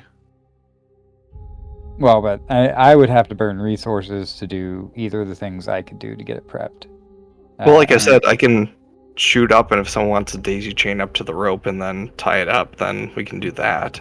Could your owl trail the rope? Well, he couldn't tie it. No, the owl doesn't have enough strength to carry that rope anyways. Yeah. I have Mage Hand. That's going to be... Well, Mage Hand can't carry your... Yeah. let me use my tether bracer and a utility resource for the first time. He wants to use his tether bracer so bad as a player, but you have 50 feet of tether bracer. No, I have 60 feet. It's 60. It exceeds. But not 100. But that could get him to where the good rope was. The rope drops down 2 lengths of full rope. We're 40 feet short. I'll be 10 feet up. That's How what are we I'm 40 saying. feet short? The whole drop was 150 feet. We used 3 lengths of rope. The drop was 100 feet. So you'd have 10 feet to use with tether racer. So you have multiple options to retie the rope to move up? Do you move? I'm not trying to say this as a player. I'm just saying, like, we don't need to use any utility. I can actually go up the wall and we can just tie an extra length of rope to it. Right. So So I mean, we have plenty of rope. Yeah, if you just want to, yeah, like if you're obviously the most athletic air finger quotes here among us, you could just climb up and tie the rope. Yeah, that's what I'm saying. Yeah. So the question is, do you want to? Are we reattaching a rope or are we pressing forward? What is the call? Well, how long would it cost me to tether bracer up, attach another length of rope to have a full length of rope down? Minute or two. Well, what do we? Are we saying that maybe I missed it? There's another drop. No, there's no more drops. So there was the one full 100-foot drop. You are all at the bottom, and No, there why the is fuck do we need another length of rope? Is it because it came undone? Do we have to It reattach it? came undone. So you had. Oh, it came undone. Yeah, it came undone halfway through. Yeah. That's my only Oh no! argument. for using All I heard was all I remember hearing is that we fell. Because I never made it. No. Yeah, your I never made a check to tie the rope. No. Yeah, you weren't paying attention in rope tying school. Yeah. I was gonna say that was part of your roll. I mean, to be fair, I never made a check to tie the rope. No, yeah, I think your headset cut out during that. But either way, so yes, it's very easy. So I will say this: it is very easy for you all to take the time to, between tether bracer and magic, druidic abilities, to just have a safe passage upward. The question is, at this point, do you continue forward or would you like to move backwards through that safe passage upward? I think the plan is to resecure the rope and I think the plan. I think the plan is to move forward. Yeah. So- We can worry about the rope later. Perfect. All right.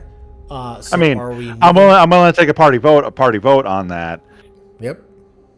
I mean, I think like I know feel a that we sense can- of urgency. Yeah, I mean, Nertho definitely feels a sense of emergency. Obviously, Riva shares Nertho's concerns. Like, we need to move forward and figure out what's going on in here. We can worry about getting out later. Sure. even if it's only going to take us 1 to 2 minutes to secure an exit. Yes. All right. Okay. With the I mean, if everybody wants to vote, I vote we move forward. Sure.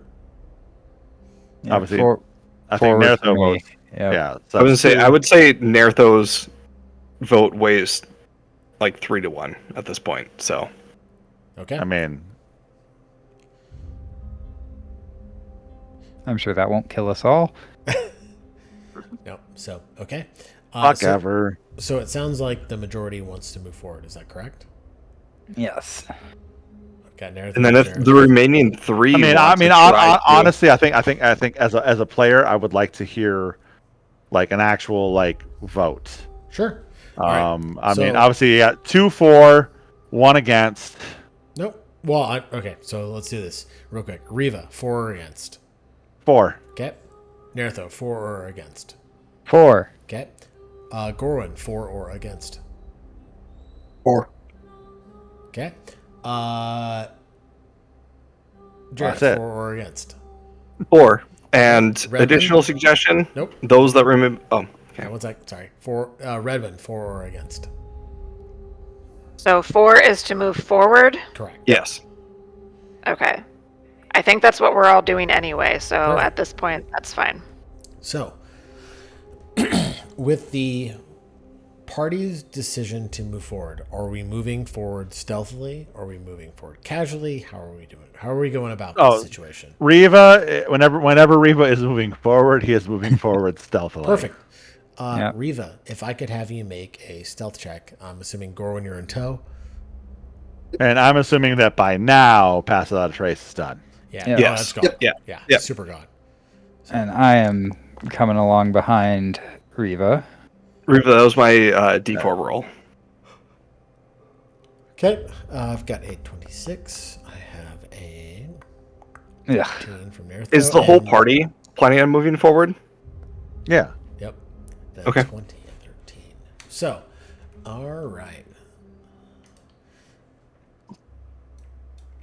taking your time, moving quietly forward, the heat of this place begins to intensify as you begin to move towards that red light, that further underground.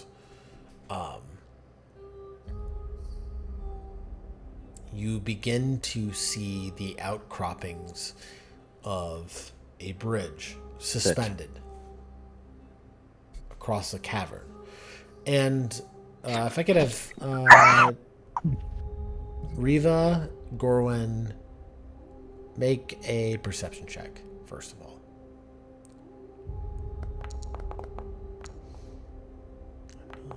Yeah, sure. 14 and a 21.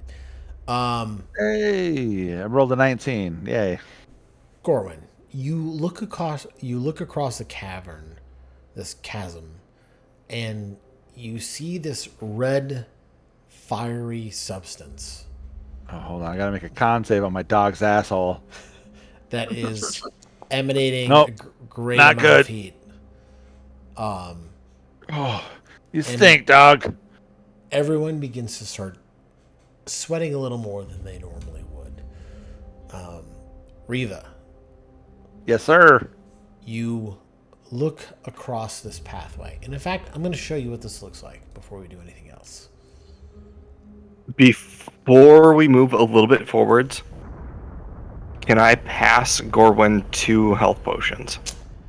I'm going to say in this moment, not right now, but we'll get to that. Okay. So, Fun. wait for Nearthrow to pop over. Oh, Sean, I saw you highlighting this creature, and I thought it said name Sean, and I was like, do we have shadow selves? You do. Oh, Are that- we fighting awesome. Shadow Link right now? That would be really funny. Because we're fucked. And the thing that you see, Riva, looking across this expanse, which is it's a solid 80 feet or so. It's larger than any expanse you've had to deal with. The heat is just billowing. It is hot in an exhaustive kind of way.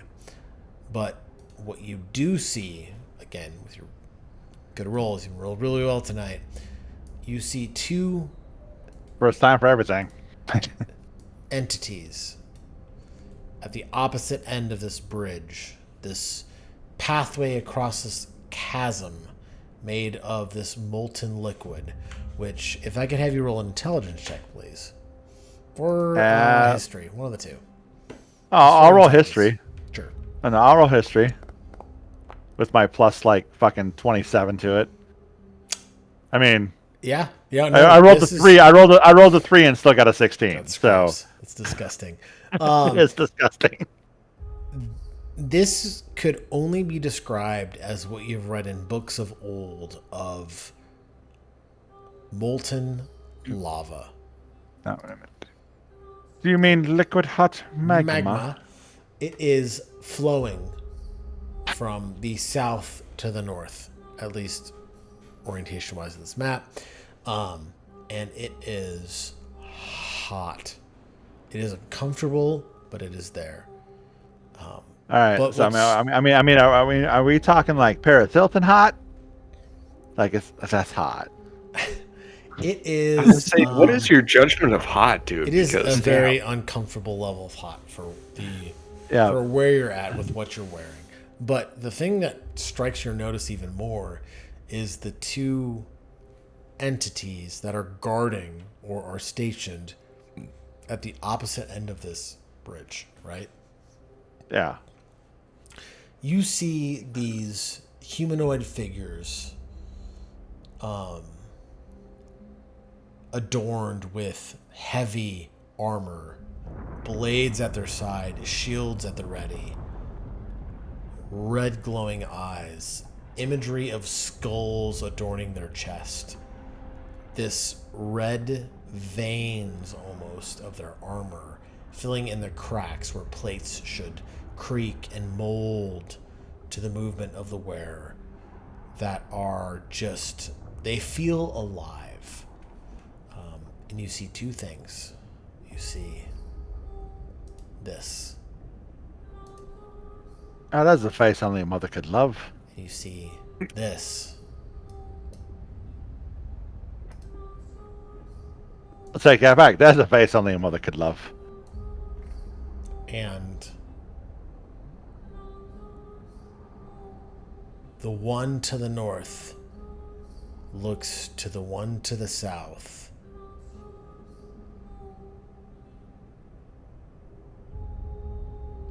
And they continue to look across the bridge. At this point in time, they do not seem to notice your party or what your goings about are. But with that, we will end tonight's session.